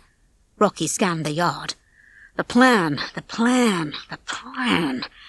He spotted a telegraph pole with an electrical cable running into the upper loft window of the barn. Then, still looking for ideas, he noticed that Babs' knitting bag had a small coat hanger poking out of it. "Aha! "Babs, give me that thing," he said. She handed him the coat hanger. "Bunty, give me a boost." Bunty complied, lifting Rocky easily to help him reach the wire. Then they all watched as Rocky hooked the coat hanger onto the wire and slid down towards the open barn window. He might have been hoping he looked heroic, but actually he looked completely terrified. "Ah!" He shrieked as he whizzed down the wire. Inside the barn, Mr. Tweedy was clamping Ginger's feet into ankle holders on an overhead conveyor belt. He pushed a couple of levers, and the belt started moving Ginger towards the big opening in the machine. Mr. Tweedy was pleased. "Chickens go in, pies come out," he chanted. The Tweedies now moved around to the side of the machine where the pies would come out. "Chicken pies," said Mr. Tweedy, concentrating hard. "Not apple, chicken." He didn't want to make the missus angry again. Ginger struggled ineffectually against her ankle clamps. Up ahead, she could see that the clamps released just over a large chute that led to who knew where. "Oh, God, help me!" she cried. This was a situation she could not think her way out of or even will her way out of. She was totally helpless. At this moment, Rocky popped up behind her. She had never dreamed she would be so happy to see him in her life. "I'm coming!" he called. He jumped up and found himself being carried the opposite way on the conveyor belt. "You're still coming!" he said, his legs churning madly. More than anything he'd ever done, he wanted to get to Ginger and save her. Beneath her tough exterior, Rocky had a feeling she liked him. "Stop this thing!" yelled Ginger. "Hurry!" "I'm getting there," said Rocky, fighting the conveyor belt. Finally, he made a leap for her, but he was just seconds too late. The ankle clamps released, and Ginger fell down the chute. She was gone from his grasp. "Ah!" she gasped. "Oh, shoot!" said Rocky, making an inadvertent pun as he looked down at her from the top of the chute. "Rocky!" screamed the helpless Ginger. As Rocky looked down to where Ginger had fallen, he was unaware that he was standing on a lever.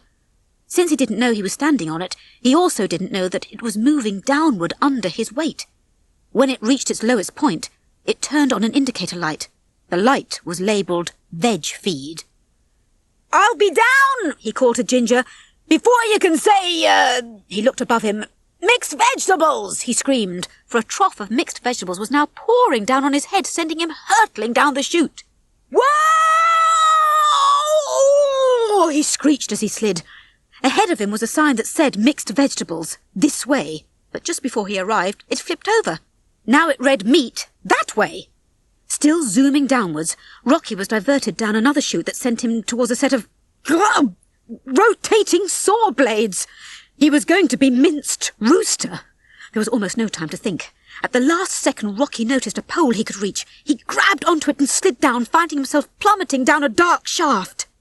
Down below, he could see that in the depths of the machine was a labyrinth of conveyor belts going in all directions, with huge, noisy stampers and rollers and pushers and clompers going the whole time. Flump! He landed in a big clump of dough that was chugging along on a conveyor belt, and there, to his surprise and relief, was Ginger chugging along as well. Dough! Oh, hey, get it! Dough! Quipped Rocky, clowning to cheer her up. Ginger was in no mood. "We're both going to get it if we don't get out," she said. It was true, because there was another menace ahead of them.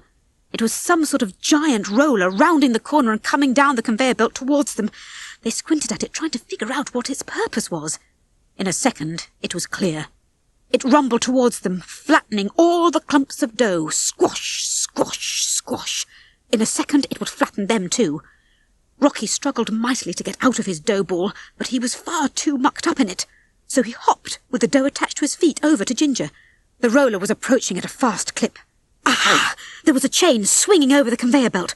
They jumped for it, grabbing it and holding on, their feet still balled up in dough. As they clung to it for dear life, the chain hoisted them up and out of the way of the dough roller. They were safe.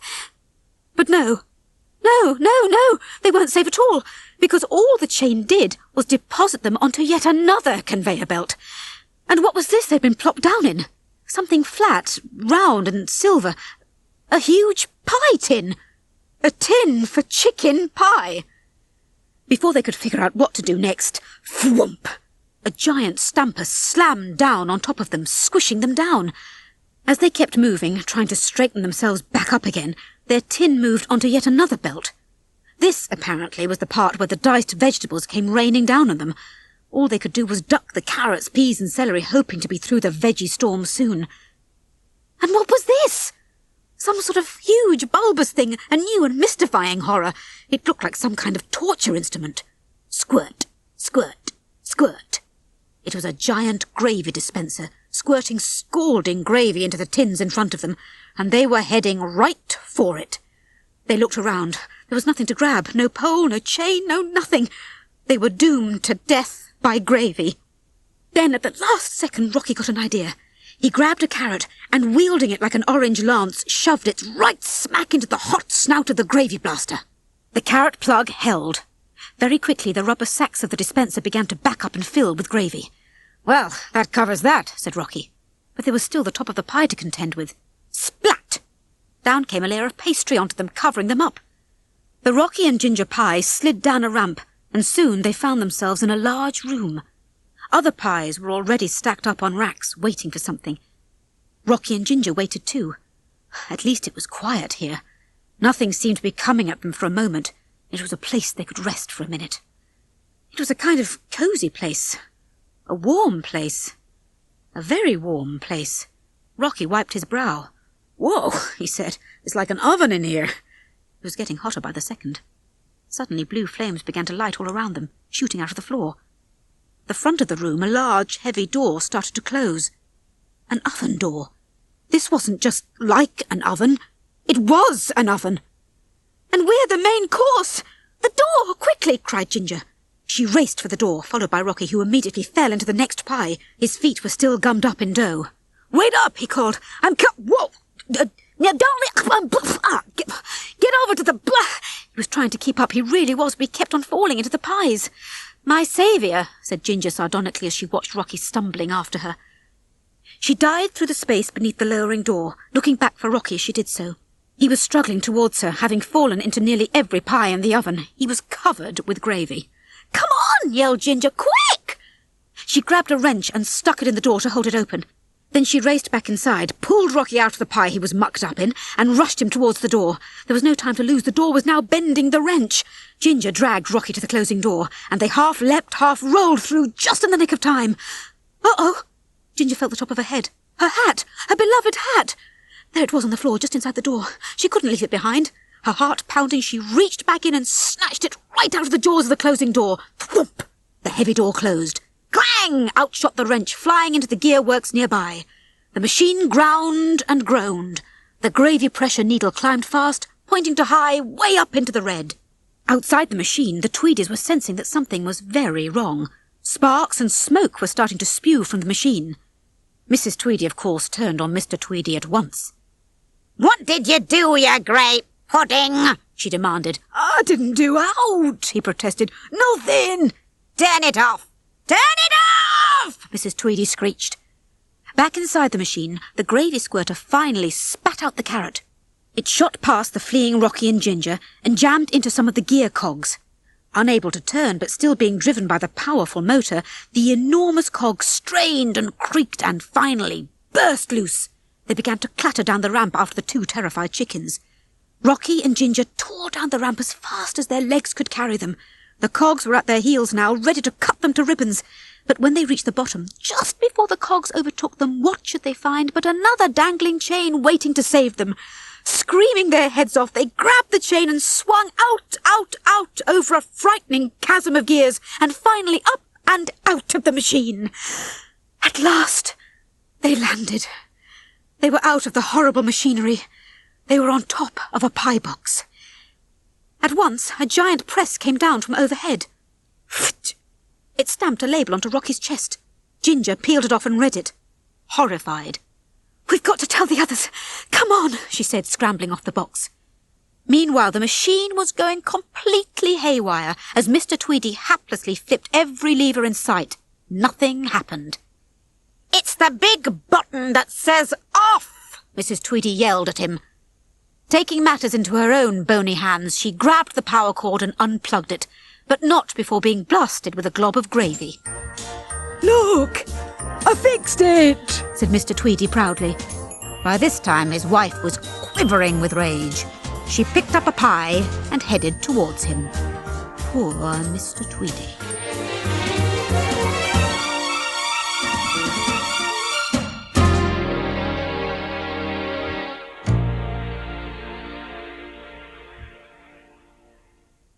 Chapter 10. There Goes Rocky. That night, the chickens gathered in Hut 17. Ginger stood at the head of the group. She was excited. They had met the enemy, and they were going to vanquish it. Without ceremony, she slapped the pie label onto the wall. It stuck. "Chicken pies?" said Bunty, bewildered. "Is that what happens in the barn?" Mac asked. Yes, but Ginger began, but she was interrupted by a hysterical Babs. "I don't want to be a pie!" Babs bawled. "I don't like gravy!" The chickens, as they often did in such situations, panicked. Wailing and moaning, they buried their heads in each other's shoulders. Off to the side, Rocky watched this scene. He was actually feeling sorry for the chickens. "Ladies, please," Ginger called out over the noise. "Listen. Rocky sabotaged the machine and bought us more time, and better still, he's going to fly for us tomorrow." Ginger was so fired up she didn't notice the figure of Rocky sidling towards the door. "And once we've seen how it's done, we'll get it," Ginger continued. "I know we will, so don't worry, because tomorrow everything is going to go much, much smoother." Rocky had quietly left the building. He was now standing just outside the doorway in the shadows, watching the scene inside. It was easy to read the emotion on his face. He was feeling bad, feeling responsible. He had led them all on, and now Ginger was pinning all her hopes on something that would never, could never, happen. He hung his head and walked away. When he walked into Fowler's hut, he bumped smack into the old rooster who was standing right there in the doorway. "Ah!" Rocky gasped. Then he gathered his wits together. "All right, Pops, what did I do now?" he said defensively. "A very brave and honourable deed, sir," Fowler replied. "I understand that you have saved our Ginger's life." Rocky was taken aback. "In light of your actions this evening," Fowler went on, "I dutifully admit that I have misjudged your character. I present you with this medal for bravery." He pinned a medal onto Rocky's chest. "And I salute you." Fowler took a step back and gave Rocky a snappy salute. "In honour of the occasion, I surrender the bunk entirely," he announced. "I shall sleep under the stars." Fowler marched to the door and then turned to Rocky. "I await tomorrow's flying demonstration with great anticipation," he added. And then Fowler was gone. Rocky was alone in the bunk. He looked at his medal and then caught a view of himself in the mirror. He stared at himself long and hard. "You and me both, Pops," he said under his breath. He left the hut and climbed onto a nearby roof to look at the stars. Ginger came upon him a few minutes later, sitting up on the roof of her hut in the moonlight. He was staring past his meadow out towards the horizon. "Oh, I'm sorry," said Ginger. "Were you—" "Oh, is this your—" I'll get down." Rocky started to climb off the roof. No, she said quickly. "It's just—" There was a pause, and then they both started speaking at the same time. Well, since you're here, there's something—" Ginger began. Rocky was speaking too. "Oh, I'm glad you're here because I really think I should—" They both stopped. "I'm sorry. You go first," said Ginger. You go ahead, said Rocky at the same time. They both giggled. It was the first time they had actually laughed together. Ginger took a breath. I just wanted to say," she said, "I may have been a bit harsh at first.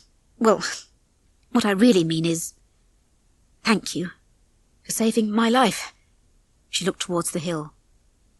"For saving our lives," she added. Rocky gulped.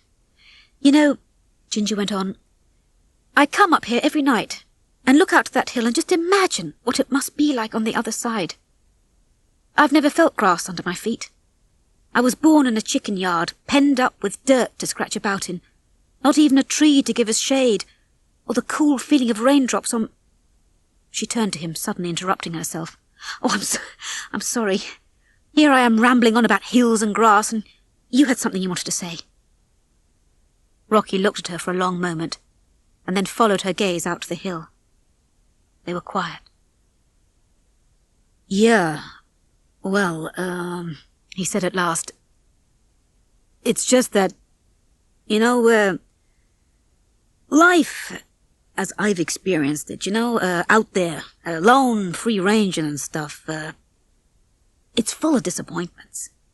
"You mean grass isn't all it's cracked up to be?" "Grass, exactly. It's always greener on the other side, and then you get there and it's brown and prickly. You know what I mean?" Ginger nodded, and then she shook her head. She actually had no idea what he meant. Rocky tried again. "What I'm trying to say is—" He lost his train of thought, because suddenly he was looking deep into her eyes, feeling things he had never felt in his life. "You're welcome," he finally said simply. She smiled and turned back towards the hill. "That hill is looking closer tonight than it ever has before," she said softly. She put her hands down to steady herself and found that she'd accidentally set her hand on his. Their eyes met for a brief second, and they nervously pulled their hands apart. There was an awkward pause. "Well, good night, Rocky," said Ginger. She stood to leave. "Good night, Ginger," he said reluctantly. Ginger smiled. This was the first time he'd ever called her by name. Then she left. Rocky looked down to find that one of her feathers was left beside him. He picked it up, looked at it, and looked at the medal he still held in the other hand. Then he pulled out a torn piece of paper. He unfolded it, stared at it for a while, and finally heaved a deep sigh. "Good night," he said softly.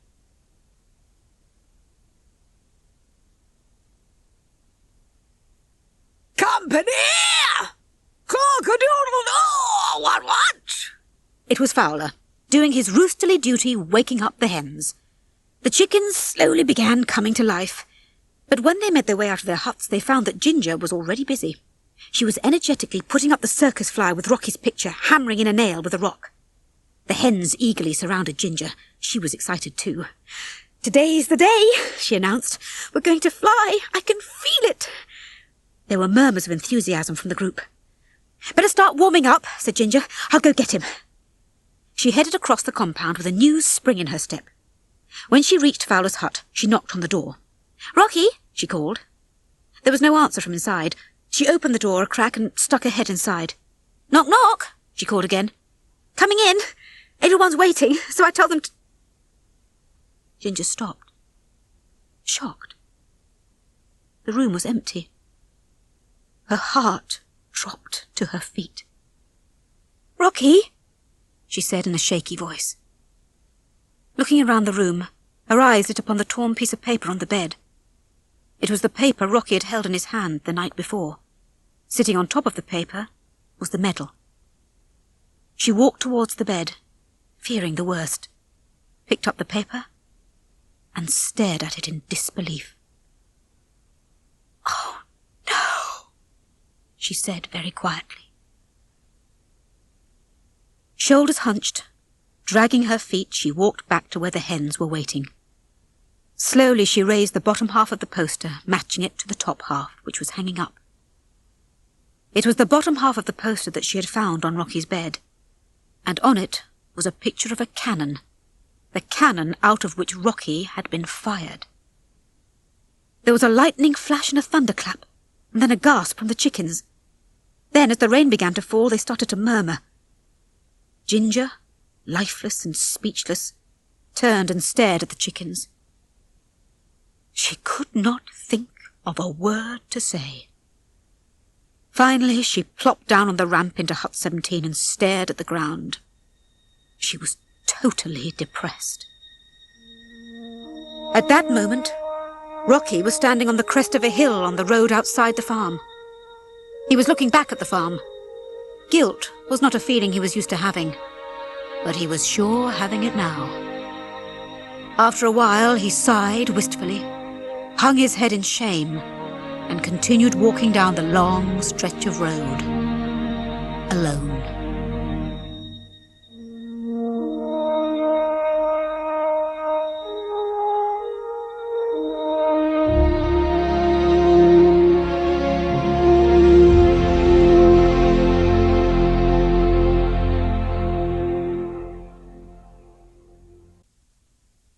Chapter 11. Eggs for Industry, Eggs for Defence. Fowler stood outside Hut 17, staring at the poster. In his hand was the medal Rocky had left behind. He looked grave. "Desertion. A report I shan't enjoy filing," he said to himself. The chickens were still huddled around the poster. They were too shocked, stunned and dumbfounded to move. "A cannon," said Mac, shaking her head. "Aye, that'll give you thrust." Bunty was irate. "I knew he was a fake all along," she said. "In fact, I'm not even certain he was American." Mac turned to Ginger. "So, what's the next plan, Hen?" she asked.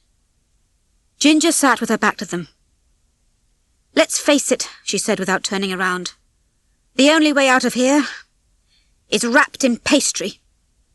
The hens shuffled nervously at the thought. Babs raised her hand. She was still working on the problem of what had happened to Rocky. "Perhaps he just went on holiday," she offered. Bunty turned on her in a helpless fury. "Perhaps he's just went to get away from your infernal knitting." She grabbed Babs' knitting and threw it on the ground. "You're always the one hitting him," Mac burst out. "See how you like it." She smacked Bunty on the back hard.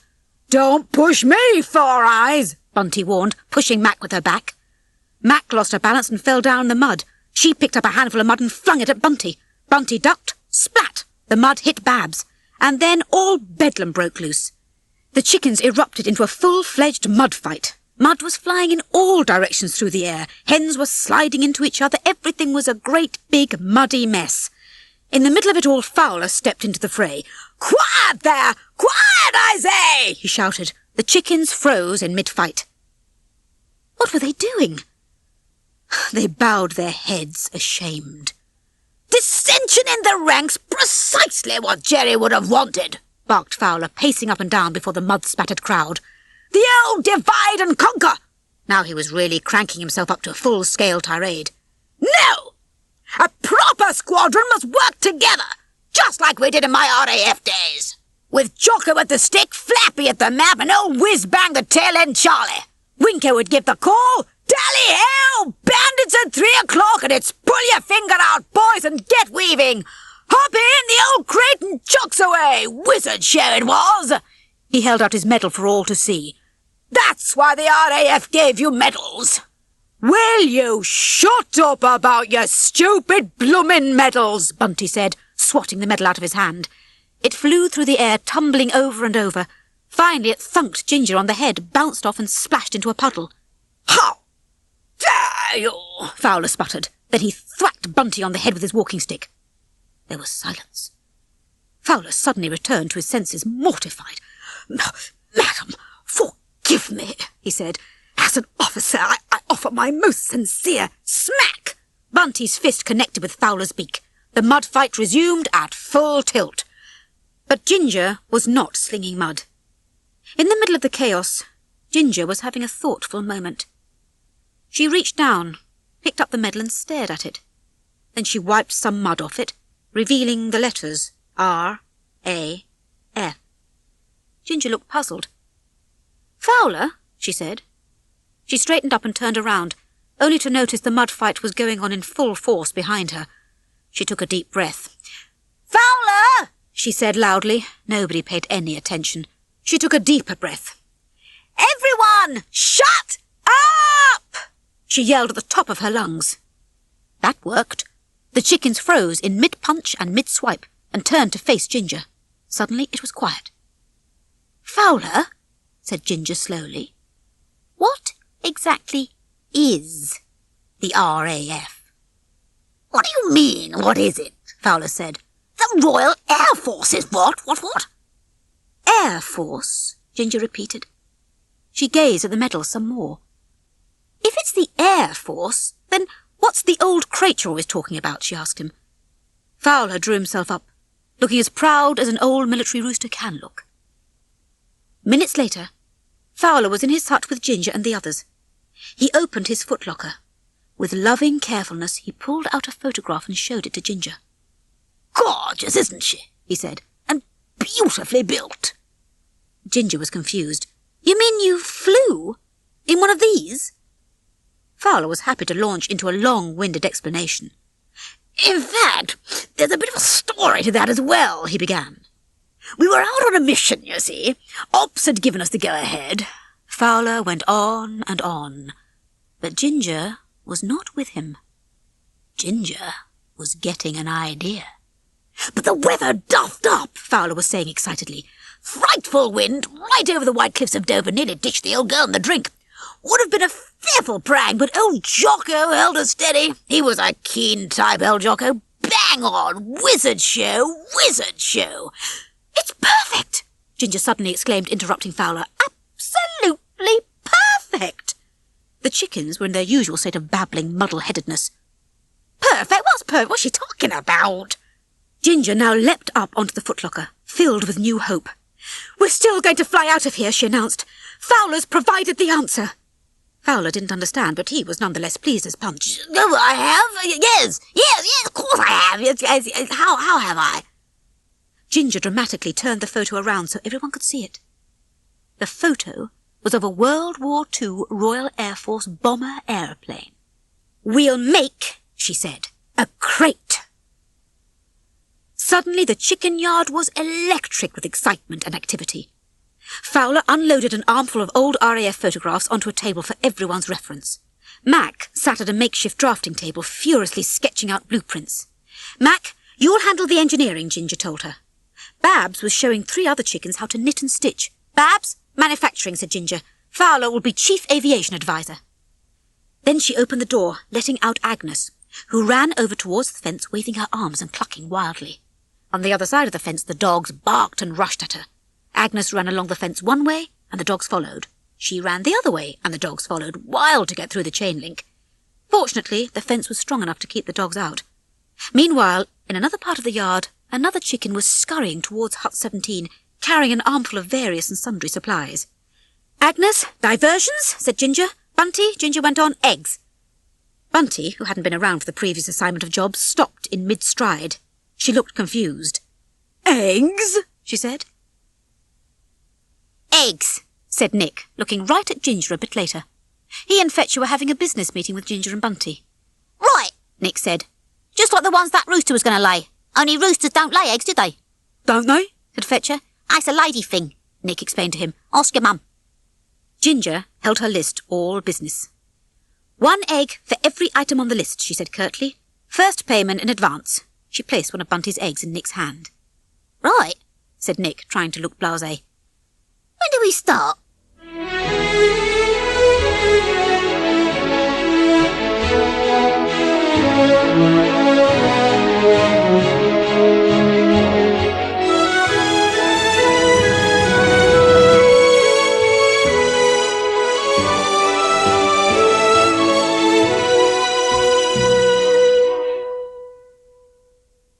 12. The Game's Afoot. Mr. Tweedy was trying to start up the pie machine as his wife hovered behind him. The machine ground, groaned, almost started, and then sputtered out. Mrs. Tweedy smacked Mr. Tweedy on the head and stalked out of the barn.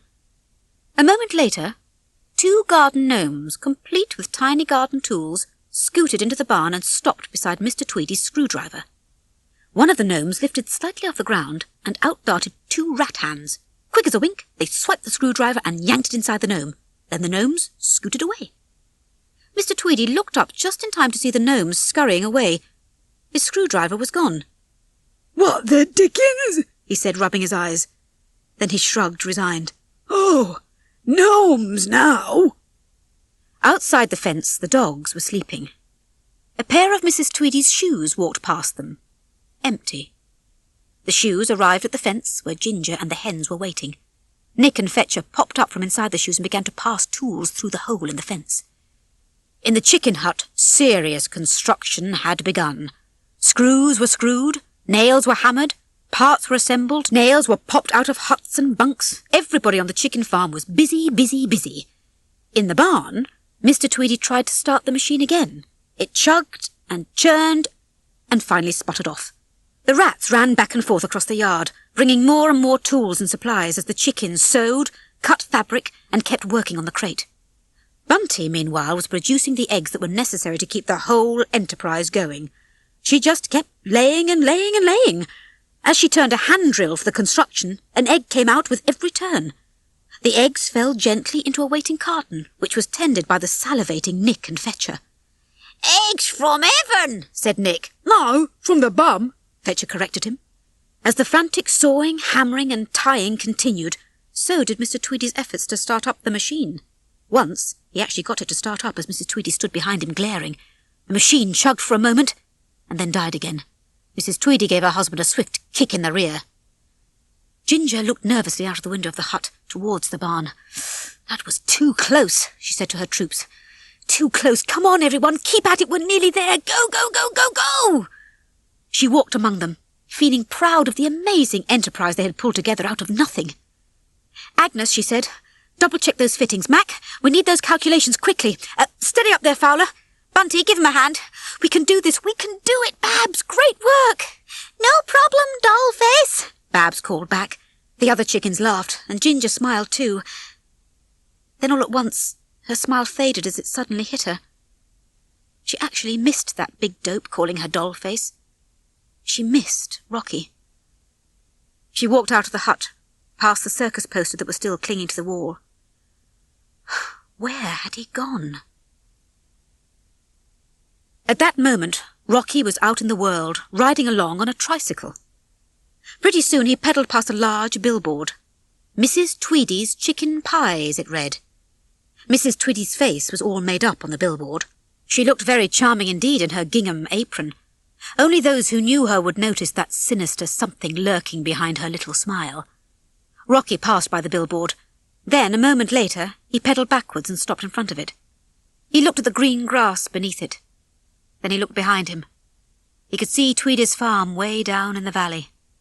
He bowed his head and sighed. The real Mrs. Tweedy at that moment was not looking a bit charming. She was staring daggers at Mr. Tweedy as usual.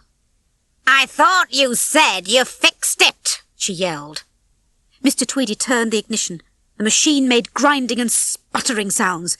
"I did," said Mr. Tweedy. He gave the machine a little kick. Come on, he said under his breath. The machine coughed some more, then quack, quack, quack. It started up. In Hut 17, the chickens heard the machine running. They all froze. "Oh, no!" cried Ginger. Mrs. Tweedy smiled with delight as she watched the machine.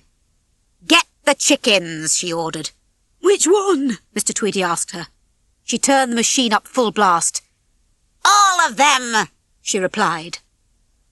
Listening to the machine, the hens were starting to panic. Mac looked to Ginger as always for leadership. "What's the plan, hen?" she asked. Before Ginger could answer, blam! The door slammed open and Mr. Tweedy shoved his head inside. His eyes widened at the sight of the huge construction operation in Hut 17. If Ginger didn't think fast, all would be lost. She made a decision in a split second. "Attack!" she yelled. Leading the charge, she sprang onto Mr. Tweedy's face. The other chickens followed suit. One latched onto his nose, another onto his ear. They were all over him, on his shoulders, his arms, his legs. Screaming, he backed out of the hut. Mrs. Tweedy, in the meantime, was in the barn adding up figures on a notepad and talking to herself. Let's see, if I charge £2 a pie, times 400 pies, carry the 2... If she had cared to look through the window, she might have seen Mr. Tweedy backing into the yard, covered from head to toe with chickens. "Mrs. Tweedy!" he screamed. "The chickens are revolting!" Mrs. Tweedy did not look up from her figures, and so it did not occur to her that her husband was using quite a different meaning of the word from the one she had in mind. Finally, something we agree on, she said without much interest. Her husband stumbled around, flailing and thrashing, then fell out of view just as Mrs. Tweedy turned around. She looked across the yard, furrowing her brow. Nothing. Then she checked her watch and went back to her figures. In the compound, the chickens bound Mr. Tweedy with twine and shoved him unceremoniously under a hut. "Nice plan," Max said to Ginger with satisfaction. Bunty shoved Mr. Tweedy's cap in his mouth, gagging him. "See how you like being stuffed," she said. The dogs continued to bark outside the fence. Mr. Tweedy flailed and struggled, his eyes bulging. Babs suddenly gave in to panic. "What have we done?" she blithered. "Mrs. Farmer will find him and kill us all." "We won't be around," said Ginger firmly. "Everyone into position. We're escaping. Now." There was low-grade panic among the chicken population, but Ginger was resolute. "We either die free chickens," she said, "or die trying." There was a minute of silence as everybody tried to figure that out. "Are those the only choices?" Babs asked at last. She received a silencing stare from the others. Ginger turned to her chief technical adviser. "Fowler," she said. Fowler snapped to it. "Scramble!" he ordered. Under cover of night, the chickens secretively scampered into their designated positions. Some of them manned ropes, others readied themselves behind huts awaiting Ginger's command. "Now!" whispered Ginger loudly. Ropes were pulled, cranks cranked, levers deployed. A ramp was lifted up near the fence. There were arrows drawn on it, pointing upwards, and on it were painted the words, "This way up." Down the path between the huts, a pair of chickens uncoiled 2 rows of Christmas lights, creating a dandy lighted runway. And then magically, dramatically, from Hut 17 and its surrounding huts, emerged a giant wooden airplane. Mr. Tweedy, still bound, watched from beneath the hut. He exclaimed through his hat, which was still shoved in his mouth. In the barn, Mrs. Tweedy turned. Had she heard something? Inside the flying machine, Nick and Fetcher had already found something to do. "Kindly direct your attention to the front of the aircraft for a few safety instructions," Nick said, smoothly, gesturing broadly like a flight attendant. "The exits are located here and here. In the quite likely event of an emergency, put your head between your knees and, "Kiss your bum goodbye," Fetcher finished. Ginger entered the flying machine, admiring the great accomplishment that all of them had achieved. She walked up the aisle towards the cockpit. "All right, Fowler," she sang out. "We're ready for takeoff." "Behind you all the way," said Fowler. Ginger spun around. To her total shock, Fowler was seated right beside her, behind the pilot's seat. "You're supposed to be up there," Ginger said to him, pointing to the cockpit. "You're the pilot." "Don't be ridiculous," he replied. "I can't fly this contraption." This caused the confused, worried chicken murmuring thing to start up big time. Ginger was also confused and worried. "But back in your day, the Royal Air Force—" 644th Squadron Peltry Division, Fowler said proudly. "We were the mascots." More murmurs from the group. What did he say? Ginger could not believe what she just heard. The mascot? You mean you never flew the plane? Good heavens, no, Fowler chuckled. I'm a chicken. The Royal Air Force didn't let chickens behind the controls of a complex aircraft. Ginger turned to Fowler, determination on her face. "Fowler, listen to me," she said. "You have to fly it." "But," he protested, "you're always talking about back in your day," Ginger said. "Well, today is your day." With great gravity, Ginger pinned the RAF medal to his chest. He looked at it, and then looked uncertainly at the other hens. They all returned him a nod of confidence. He looked at Ginger. She nodded too. "You can do it," "Sausage," said Bunty with a wink. That did it. Fowler swelled with pride, puffed up his chest and snapped into a full salute. "Wing Commander T.I. Fowler reporting for duty," he crowed. Ginger saluted back. "Well, come on, what are you waiting for? Haven't got all day. Let's get this crate off the ground." "Fowler, now!" cried Ginger in exasperation. Fowler climbed the ladder up into the cockpit, looked at his medal, and nodded. "Roger," he said, manipulating the levers. He picked up a tin can with a string tied to it, a makeshift two-way radio. "Contact," he reported. Farther back in the plane, several chickens now began pedalling madly. The pedals caused a set of gears to turn, which in turn started the propeller turning. Fowler looked down the lit runway toward the this-way-up ramp. "Clear for takeoff! Full throttle!" he said into the radio. The chickens pedalled faster, starting a set of giant gears turning. Not only did the propeller spin faster, but the wings began to flap. It looked like a huge bird of prey. "Chucks away!" Fowler yelled. Pulling on 2 ropes, the chickens removed the wooden blocks that kept the contraption from rolling away. The plane inched forward. It lurched down the runway, picking up speed as it got closer and closer to the ramp. It moved past Mr. Tweedy, who was still under the hut, but slowly edging his way out. Ginger joined Fowler in the cockpit, anxiously looking out the front window as the plane got nearer and nearer the ramp. "We need more power," called Fowler. "I can't work miracles, Captain. We're giving her all she's got," Mac called back in a Scottish accent. And then, suddenly, disaster. Just before they got to the ramp, Mr. Tweedy leapt out in front of the plane. He was still bound, but he was able to kick the ramp down. "Gotcha!" he cried. Fowler panicked. "Hard right!" he yelled back to Mac. The right row of chickens backpedaled, and the left row pedalled faster, turning the plane the way the oarsmen turn a boat. It worked like a charm. The plane made a hard right, knocking Mr. Tweedy to the ground. The plane kept bumping and clunking along, but now it was going in the wrong direction. "Turn it around! I'll get the ramp!" Ginger cried. Meanwhile, the chickens turned the plane around, but now the Christmas lights on the runway were tangled up in the rear wheel, which was actually a paint roller. Ginger had reached the ramp and began to struggle to push it into position again. All of a sudden, thwack! An axe slammed into the ramp, a hair's breadth from Ginger's head. Ginger looked up. There was Mrs. Tweedy, heaving mightily on the axe to remove it and strike again. This was it. This was the end of the line. Ginger was doomed. They were all doomed. "Ginger!" She looked up. What was that voice wafting towards her at the moment of her death? She knew that voice. That was Rocky's voice. And there he was, speeding downhill on his tricycle. Rocky Rhodes, daredevil extraordinaire, coming back to help his friends. "Heads up!" he yelled. He aimed for a large mound of dirt just before the barbed wire fence. Boink! He hit it hard, went sailing into the air, cleared the fence, and kept going. Mrs. Tweedy looked up, just as the front tire of the trike conked her on the forehead and sent her sprawling. She fell backwards, and the axe fell to the ground, pinning her by her hair.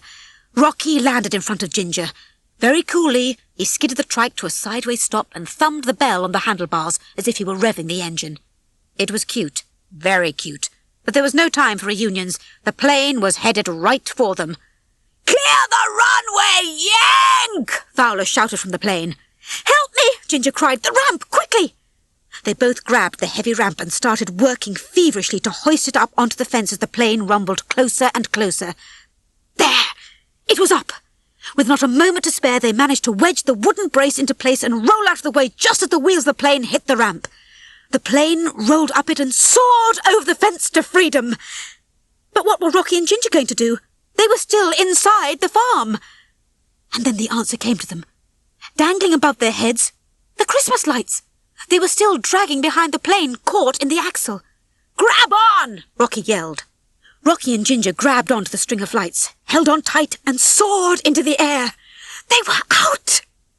Hanging onto the lights for dear life, inching along, they managed to climb on board the plane. They were safe. They were alone. They were staring into each other's eyes. They stayed this way for a long moment, and then Rocky came closer to Ginger, and closer, and smack! She smacked him across the face. "That's for leaving," she said. Then she grabbed him, "and this is for coming back." and she leaned in for a kiss. Suddenly the plane gave a great jerk. Ginger and Rocky looked back to see Mrs. Tweedy was hanging from the Christmas lights, and she was still wielding her axe, grunting as she tried to swing it. "Oh no, she's grabbed on," cried Ginger. Fowler called back from the cockpit. "What was that?" "A Klingon, Captain," Mac reported, "and the engines can't take it." Ginger looked down to see the lights still tangled in the plane's rear axle. "We need something to cut her loose," she yelled to the chickens. Babs rifled through her knitting bag, looking for something Ginger could use. Comb? No. Needles? Thread? No. "Bingo!" she said finally, coming up with a pair of scissors. She passed them from chicken to chicken until they arrived in Ginger's hands. "Lower me down," Ginger said to Rocky. "What?" said Rocky. "No way, I'll go." "I can't hold you," Ginger replied. "But Ginger—" Rocky protested, but he knew she was right. "Just do it," she said, turning towards the door. Meanwhile, Mrs. Tweedy had put the axe into her mouth and was climbing the Christmas lights towards the plane. Up above, Ginger put the scissors into her mouth and leaned out the back of the plane. Rocky lowered her carefully, holding her by her feet. Ginger tried to reach the Christmas lights with the scissors, but could not quite make it. "Lower!" she shouted to Rocky. Mrs. Tweedy was still climbing. The plane jerked downward as Fowler struggled with the controls. "We're losing altitude," he called to his crew over the tin can radio. "Increase velocity!" "What does that mean?" Babs asked. "It means pedal your flippin' giblets out," Bunty yelled. The chickens responded valiantly, their feet a blur of motion. Ginger, meantime, was still reaching for the strand of lights, trying to cut it, when she happened to notice that they were headed straight for the billboard for Mrs. Tweedy's chicken pies. "Fowler, look out!" she shrieked. "Great Scott!" Fowler cried. He pulled hard on the stick and the plane swooped sharply upwards.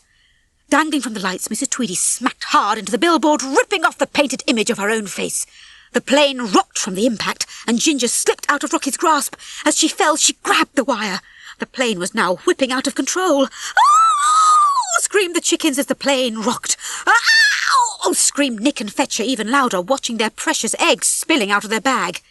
Hanging on for dear life, Ginger clutched the wire as she slid down at Christmas lights, popping as she went. Ew! Suddenly, she was face to face with Mrs. Tweedy's gigantic painted mug. The wind whipped the painted picture away, revealing Mrs. Tweedy beneath it, rearing back to swing her axe at Ginger. Suddenly, splat! An egg hit the horrible woman right in the face. "Huh?" said Ginger in surprise. She looked up, and there was Rocky sitting by the catapult they used for training. He was firing eggs at Mrs. Tweedy from it. "Load me!" he barked. In tears, Nick and Fetcher loaded more of their precious eggs into the catapult. "Fire!" ordered Rocky. He fired again and yet again, ignoring the miserable wails of the rats. Ginger had to seize this moment. She grasped the scissors firmly and tried with all her might to cut the wire, but they were too small and too dull. They would not go through. Mrs. Tweedy took another swipe with the axe, knocking the scissors out of Ginger's hand. They went tumbling end over end through the air. Desperate, Ginger tried biting through the wire. It was useless. As the chickens continued to petal their hearts out, Mrs. Tweedy climbed another notch towards Ginger. She raised the axe again, aiming it right for Ginger's neck. "Ginger, look out!" cried Rocky in alarm. Ginger looked up to see Mrs. Tweedy raising the axe. There was no place to go. She was going to get it. Well, it had been a good attempt. Better to die trying than not to try at all. She rested her cheek on the wire, waiting for the chop. Oh, she was tired. And then, just as the axe was almost upon her, Ginger got an idea. Quick as a wink, she held out the wire. Whack! The axe sliced cleanly through it. Mrs. Tweedy looked stunned for a moment, registering what had just happened. Above her, Ginger held the two ends of wire. Ginger smiled. "Bye-bye," said Ginger. Then she let one end go and watched the evil Mrs. Tweedy fall. They were now swooping over the barn. Mrs. Tweedy plummeted neatly through the open window at the peak of the barn roof and fell into the chute of the pie machine. Immediately, alarms began sounding in the great machine as pressure gauges started rising. Mr. Tweedy hopped over to the barn door and opened it. "Mrs. Tweedy! Mrs. Tweedy!" he cried as he saw that she was stuck in the machine and that the machine was just about to blow. He winced. Then he quietly closed the barn door. On the airplane, Rocky and Ginger were hugging ecstatically. Rocky leaned in and gave Ginger a kiss. Suddenly, there was a huge explosion down below. Waboom! Then they all looked down and then flinched as the pie machine exploded behind them, spewing a mushroom cloud of gravy high into the air. Down below, Mr. Tweedy stood outside the barn door, still wincing from the explosion. He opened the door. The pie machine had been blown to smithereens, and all that was left of it was the exhaust pipe in which Mrs. Tweedy was stuck. The dogs were eagerly lapping up puddles of gravy around her. I told you they was organised, Mr. Tweedy said with satisfaction. Said Mrs. Tweedy, closing her eyes. On the plain, the chickens had erupted into wild cheers. It was time to celebrate. Mission accomplished, men! Crowed Fowler. Yee! The chickens cheered and stopped pedalling. Instantly the plane took a dive. No, we're not there yet, Fowler reminded them. Keep pedalling. Oh, said the chickens. The plane rose again and sailed off towards the sunset. A pair of chicken feet curled into the soft green grass. They were Ginger's feet. She was enjoying the feeling of grass for the very first time. Rocky joined her on the grass. Is it as good as you imagined? He asked her. Better, she said, grabbing his hand. The chickens were safe. They ran through the grass, lounged under shade trees, played cricket. Free. Nearby, Nick and Fetcher were sitting on a sign. Bird Sanctuary, it read. Keep out. The word bird had been crossed out and replaced with the word chicken. Their new paradise was an island in the middle of a tranquil lake.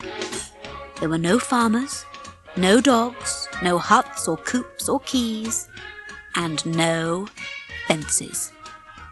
Our own chicken farm, mate, Nick was rhapsodising. That way we'd have eggs when and where we want. Right, Said Fetcher. we'll need a chicken then. No, we'll need an egg.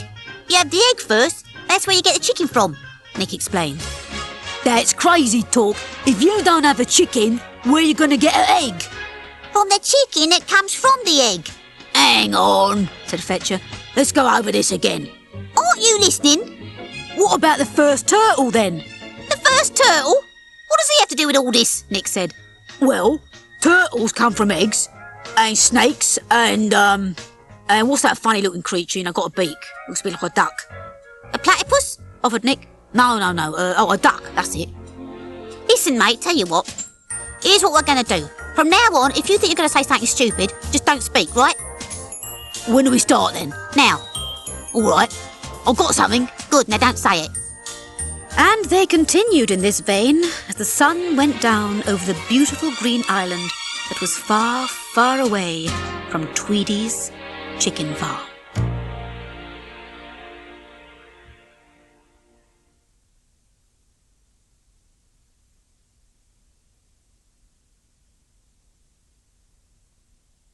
This audiobook was based on an original story by Peter Lord and Nick Park, and was produced and published by Penguin Books Limited.